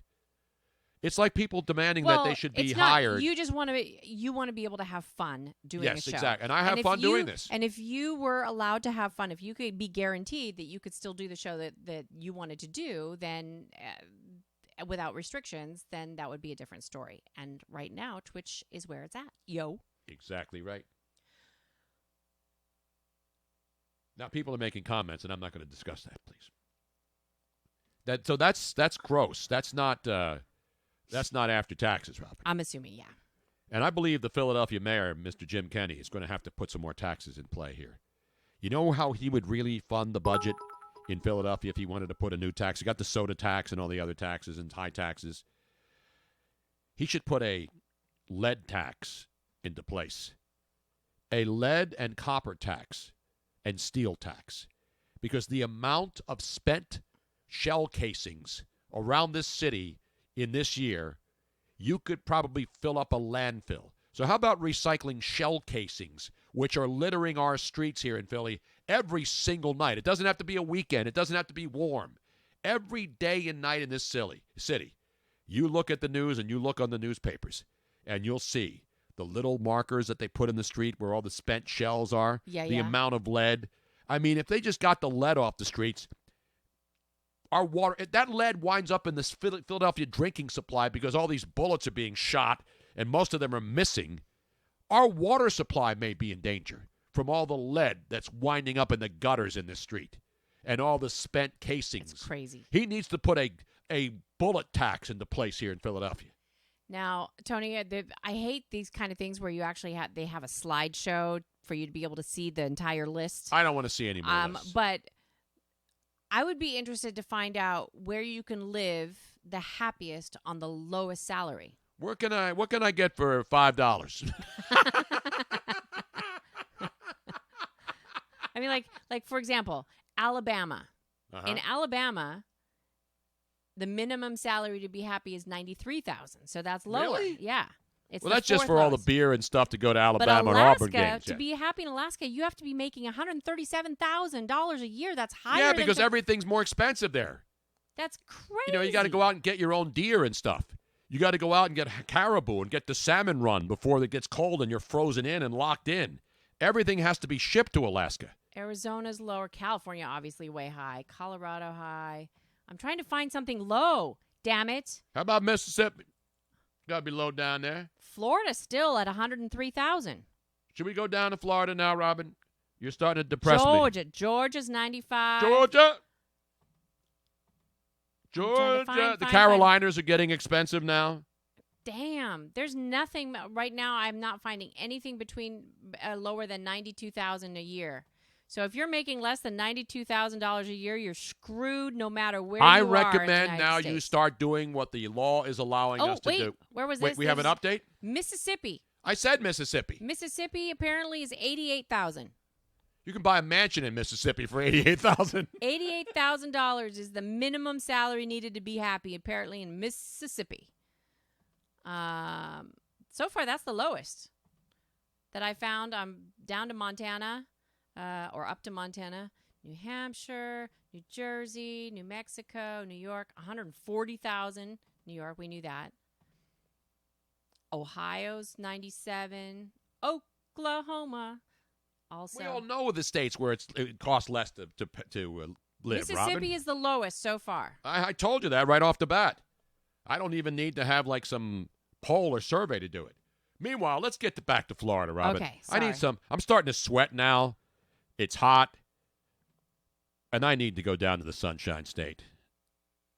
Down to Florida, we welcome you to the Sunshine State. They're kicking back and soaking up the rays every day in Florida. Now, ladies and gentlemen, let's go down there. Go pass down 5 down past you know where you got to pass. You got to pass the fireworks and Pedro's place and get some nookie and all the other stuff. And you go all the way down to Florida where Miss Robin has today's exciting updates. Well, Tony Bruno, we are combining 2 or 3 of, maybe even 3 of your favorite things into one fantastic story. We love Florida. Yep. We love the Tampa Bay area. We have lots of friends there. We've spent a lot of time there. And you, not me, you love horror movies. Yes. Well, not all horror movies. I don't like the slasher things where the kids go in the woods and get chopped up because I don't really care about any of this. this. This is exactly the kind of horror movie that would be right up your alley, or at least it's a horror movie in the making. Because if we go down to Florida for this particular story, a radar has found 145 graves buried beneath King High School in Tampa. King High School in Tampa? Is this Dr. Martin Luther King High School? King High School. Is it named after Dr. King, or is it a previous Let me see. famous It just says King High School, so I don't know. But Ridgewood Cemetery, where I need to turn you down a little bit. Ridgewood Cemetery. I have it all the way down here. Is a pauper's burial ground from the mid-20th century. Apparently was sold to the school district as part of the property where King was then later built. And they did not remove the graves. And every single horror But a lot movie, of these people don't know. They don't dig down. Well, they're supposed to do site searches, and you're Yeah, supposed but now to... they have LiDAR, and they can tell by doing LiDAR, which is the ground-penetrating radar. The cemetery was already there. Like the cemetery was sold to the city. So they knew that it was a cemetery. Did they just moved the gravestones? Did we not learn anything in, what was that movie with it wasn't The Exorcist. Poltergeist, the original one. The original Poltergeist. What did we learn? You do not move burial grounds. Robin, they find burial grounds here in Philadelphia when they dig up some streets because this is an ancient city. So not ancient, it's 300 years old. Is this not the perfect plot for a horror movie? High school, teenagers, burial ground underneath. What happens on? So what are they going to do now? Is there they're going to tear the school down and dig up the grave sites? No, but the caskets were buried 3 to 5 feet deep, and it was a pauper's grave. So the poor people, and who knows how they died, known as Ridgewood Cemetery. It is 1 acre site that is open land with one small building, and it's used for the school's agricultural program. So the plants are growing really, That really shit well. grows real, especially the weed down there. Yeah, You get it lots of grows good real. wacky backy down there in the Tampa Bay area. They appeared the coffins or voids in the soil where coffins have decayed over time came to light when they were doing a Now, Dean is ripping you on the Twitch stream Why? right now. Why is this? Saying that this is old news. Screw Dean. When was this story first I don't know. published? To me, it was published November 20th. All right, so it's the So 26th. yeah. I mean, we haven't been around Exactly. doing Florida stories We love for a these while. kind of stories. And I may this have to is- come down there and do like a paranormal investigation and go out there at night with my EVP, with my recorders. I get the laser lights, go down there and do a ghost hunt. Now, you know what I'm saying? and the thing that's even more is that nearly all of these graves were apparently African American. And so the president of the Hillsborough County NAACP, saying that this hurts people deeply, that these graves were just disregarded when all of this construction was I totally done. agree. So, You're absolutely right. But, all over the country, in every city in America, I understand. there are cemeteries that have been And this is left and where- abandoned, and nobody, the people they've been so long gone, there's no actual living relatives, and that's what these developers do. But this is a city property. This isn't somebody building, a new bunch of tract homes there. This is a school being built on top of this. Exactly. So that's another example of government failing the people. Because this wasn't some, because they again. don't really care. What's that? Because they don't care. No, they figure, hey, we can put a school up here. Forget about, don't do any LiDAR. And I don't know if they had, I'm sure they had LiDAR 10 years ago, but it's obviously much more prevalent now because now a lot of people that look for pipes and stuff or cables buried underground, they use this ground-penetrating radar. Well, and here's the thing. It's not like it was 200 years ago or something. The Ridgewood Cemetery was opened in 1942. And Yeah, but when was it closed? When did it? 42 was So the World War city- II era. Right. So the city sold a 40-acre plot that included the cemetery to a private company in 1957. The company sold it to the school district in 1959. The school district's deed made notes of the cemetery, but over time it was just forgotten. But were there tombstones there? Yeah, no, so they're like, well, maybe not tombstones per se. Maybe they were Grave wooden markers? grave markers, and then they were, those decay over time because they probably weren't made out of anything that lasted a long period of time because they were paupers. Or AKA poor people, and so anyway, But my point is, not only is this sad because you should honor the dead, of and course. two, it makes for a really good plot for a movie. No, you don't see. That's disrespecting the dead even worse, Rob. No. Even M. Night Shyamalan That is not wouldn't go disrespecting- down there and make another horrible, It is not horrible. disrespecting the dead. It is proving that you should not do this. The people who are stupid and do not honor the dead go in and don't give a shit, and movies like that show that you should not do that. Yeah, but the And there's movie was consequences. fictitious, Robin. The movie was so ridiculously over the top that they were in a swimming pool which was already constructed, and bodies started coming out of a swimming pool. You don't remember the Oh, swimming it was pool, under construction. It was under That's right. construction. They was digging up the ground, and then it started raining, and the mud and the bodies started coming out. And then Craig T. Nelson, of course, later went on to be coach, was yelling at the guy that he only moved the headstones. This happens again. I'm not discounting the 230 bodies that were buried there, mainly African American. I'm not saying, well, screw those. No, I'm saying this is a city purchase. The city bought this property, and you just talked about how they divvied it up, and then they finally used ground-penetrating LiDAR, last year to discover how many graves there were. Yeah, it sounds You like either have to dig it up, or you have to use, now the technology allows you to see below ground. they confirmed that nearly 800 people were buried between 1901 and 1929. But so the school was built on top of the graveyard or on the same property as the On the same property. So the school is off to one side, but they're expanding the school, and part of the field that they wanted to expand on, and they completely forgot that the cemetery was underneath it. And so when they started doing the radar to see what kind of ground they were dealing with, that's when they found all the graves. Okay. There are cemeteries here in Philadelphia that we pass that have been abandoned for years. And there's obviously no living relatives. In fact, right next to one of the most iconic cemeteries in the country, Laurel Hill Cemetery, right up above the East River Drive, the Kelly Drive. There's some famous people.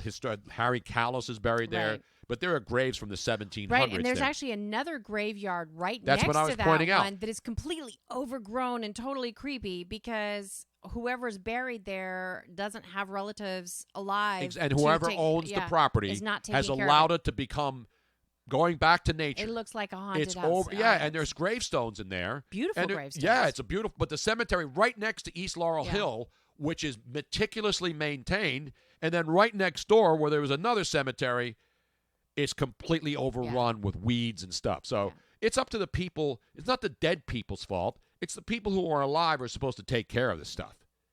And those are the people who failed. You know what I'm saying? Yes.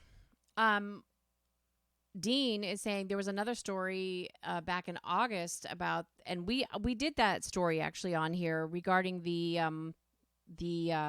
apartment building that had the same thing. The apartments were built over a cemetery. There's stories like this in every city in America.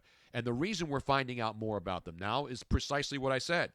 LIDAR, ground-penetrating radar. They're able now to fly over like the Mayan ruins down in Peru and find out that there are many more temples down there because it's so overrun and people just, there's a temple and here. For those of you who do not know, that's what Tony watches. He's 24/7 on those science shows. Because that's why I still want to learn. I'm not one of these guys who thinks he knows it all. What time is it? So when I see these ground-penetrating radar shows or people flying over a canopy of trees where you can't see, they can now see beneath the trees with this radar technology that allows them to find things that we haven't seen for centuries, let alone 100 years. Oh, yeah.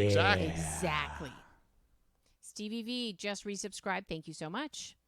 And actually, that's a good reminder while we're on for anybody else that if you have Amazon Prime and you subscribed via Twitch Prime previously, you have to remember to resubscribe every single month because, unfortunately, with Twitch Prime, it's a free thing that they give you if you're an Amazon Prime member, and they don't allow you to subscribe for free more than 1 month at a time. So you just have to click a button every single month. It should send you a reminder and re-up your subscription to Tony Bruno Show on twitch.tv with your free Twitch Prime membership. I am so offended by what cemeteries do that as much as I love Laurel Hill Cemetery, I don't like what they do. And they do it to raise money. I don't like the idea of having concerts in a cemetery on top of people's graves. These people are doing it. They are specifically, they know their graves there, and they have movies, and then they have, I understand doing the haunted walks through the graveyards around Halloween. Not dancing on top of somebody's No, but it's grave. still, to me, that's disrespecting the dead. I think I see You're it going to play, now you're going to be a hypocrite, and you're going to play one side is okay and the other side's not? No, I'm saying it's a different to build over it. They are having something like that at the cemetery. I feel like the people that are, if there are ghosts and if they are haunting the cemetery, it's kind of nice to have a little bit of livelihood for them. The ghost. It's not disrespectful. Yes, it is. It's a cheap way to make money. That's what it is. I'm just giving you my opinion. You can be for it. I think it's disrespecting the dead. Well, the reason we have cemeteries is that so they have their final resting place. Nobody wants anybody tap dancing on somebody's grave. They're not tap dancing on somebody's grave. Maybe next to it, but not on top of it. Like let's just say, I want to be cremated, so this isn't going to happen. But if I were buried and I happen to be aware of whatever's going on, and all of my relatives are dead and they don't want to visit me anymore because I'm over 200 years old, then I would like to have some music every now and then. But see, you're looking at it from a different perspective. The purpose of cemeteries is to allow people to rest in peace. That's what R.I.P. means, Robin. And when you have people buried, and I know you've been to a lot of cemeteries. I love going to cemeteries. But the one thing, every time I go to a cemetery, it's a solemn place to me. It's not a party zone. New Orleans, they have all the cemeteries. The tombstones are above ground because of the flooding and bodies used to fly down the street. I still respect the dead, Robin. I know. That's their place of Well, like, rest. okay. When I go to Arlington, are we partying and yelling and screaming like the schmucks who go there and just run around and make a lot of noise? No. You keep your mouth shut and you go there and you give the dearly departed their dignity in their final resting I guess it place. would depend on what type Now, of if you got a little urn in your living room and it's one of your loved ones, then you can party your ass off because then that person is in there with you, the person that you know and your family. That's different. You go to a cemetery, you should get your behind kicked if you disrespect the dead. I don't know. I have been to the cemetery where a lot of my family is buried on my dad's side in Redlands, California. We've gone in there and we've had picnics and There's a difference between sitting next to a loved one. You can sit down at Arlington National Cemetery on benches, but they don't want you to, you're not supposed to eat there. You're not supposed to drink. You know, I've seen military wives of departed soldiers put a blanket out and sit on the grave with their husbands and their children there. That's different. That's paying respect. That's not having a party. You have no respect for the dead, Robin. What's going to happen when I die? You're going to dump me in the Delaware River? No.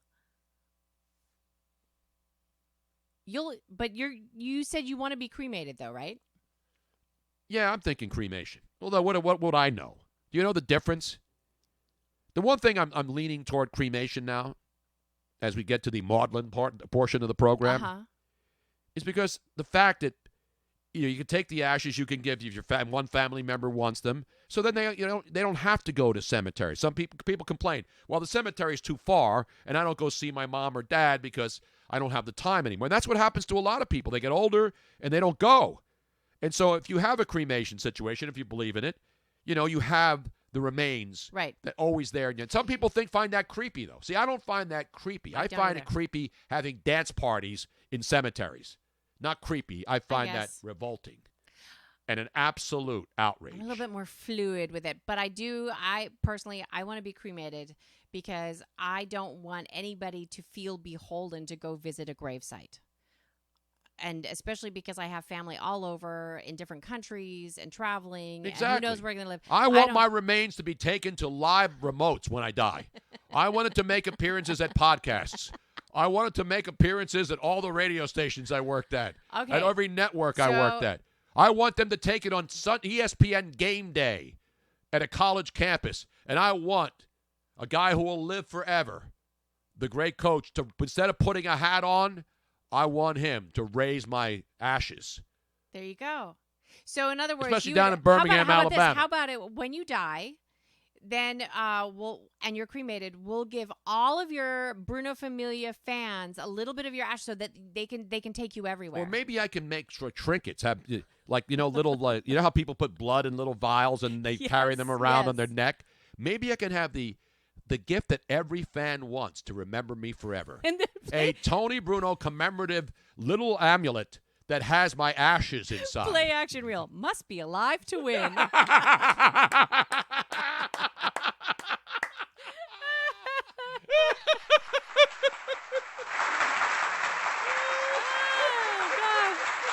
That's hysterical. I want my ashes to tour every sports town in America.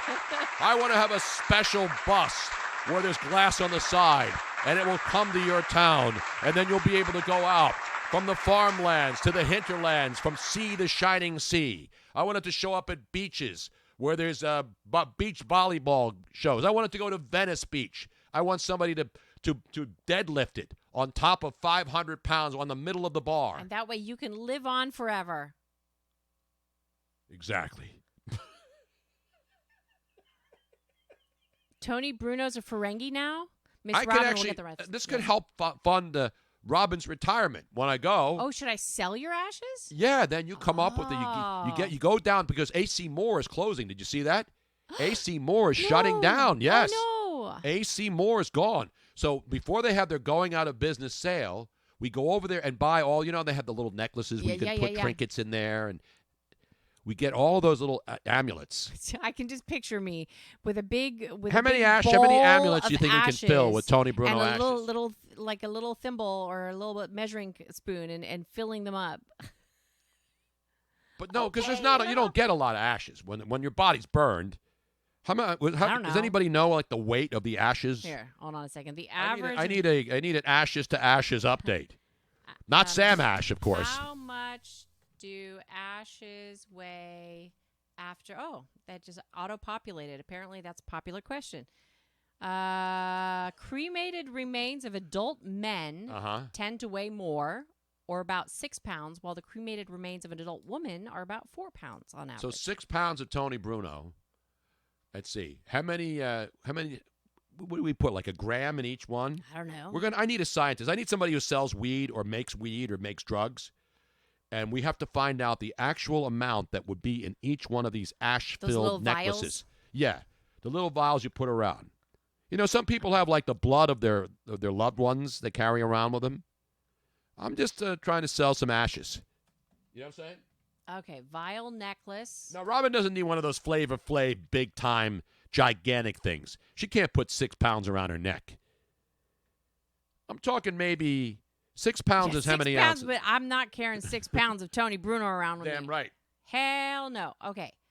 Etched cylinder pendant for ashes. Here we go. Oh, they have pendants already. Yes. So what does each... We have to do some math here. I need a calculator, Robin. I know we're near the end of the show, but this is important. This is very important. Description. Does it say how much goes into it? We'll figure it out. A pinch. Just a pinch. That's it. Can I get Salt Bay? How about this? I says get Salt Bay to sprinkle my ashes over a gigantic tomahawk at my Last Supper. So this is wouldn't be my Last Supper the because I'd be dead already. dimensions are 1.25 inches, and the capacity is a pinch. That is exactly what it says. Yes, a pinch. Not between your cheek and gum like Walt Garrison used to do with the Dallas Cowboys. A pinch of ashes. Just a pinch between my cheek and gums. I'm Tony Bruno, and I don't smoke. Tony, on that note, guess what time it is? Is it time to say goodbye? Don't play that song, though, because that makes me cry. Yeah, that one makes you cry. And I'm not dead yet.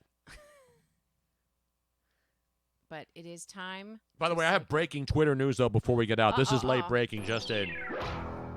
Twitter will remove inactive accounts and free up usernames in December. Wow.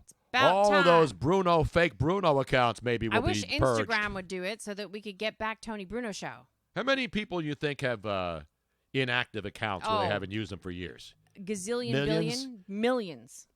You think it's millions? Oh, I think so.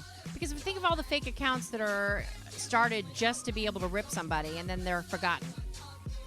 It's an outrage.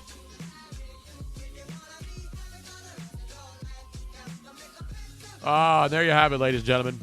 The first 3-hour full pull, as they say at those great tractor pulls. When you get that sled as far as you need it to go. We're able to get that sled all the way to the end for a full pull today. Dean is complaining. He's saying that they deserve some overtime today. I got stuff to do. I know. I got to go call my sister and see what she needs me to bring over for Thanksgiving. I'm not going out tomorrow on Thanksgiving. How I have to pee now. Exactly. So for God's sakes, as Harry Mays would say, we give him Get out. We give him a little bit, and he just wants more. Just always more. How do you like it? In the meantime, be careful out there. We'll be back tomorrow for the 3-hour show from 1 to 4 on your Thanksgiving Eve, the busiest crazy party day of the year. Maybe we'll do a little party time tomorrow. In the meantime, don't text and drive, don't drink and drive. We'll see you tomorrow, and God bless America. In our world here, there lives a happy little mountain. Thank you for listening to the Tony Bruno Show on BrunoNation Live. Don't forget to subscribe on the Twitch mobile app so you don't miss any of BrunoNation's hilarity and hijinks, because it is definitely must-watch radio. Of course, you can catch the archived audio on your favorite podcast app like Spreaker or iTunes. Plus, if you subscribe via Twitch, you can watch any of our archived videos. We hope to see you back here every Monday through Friday. See you soon!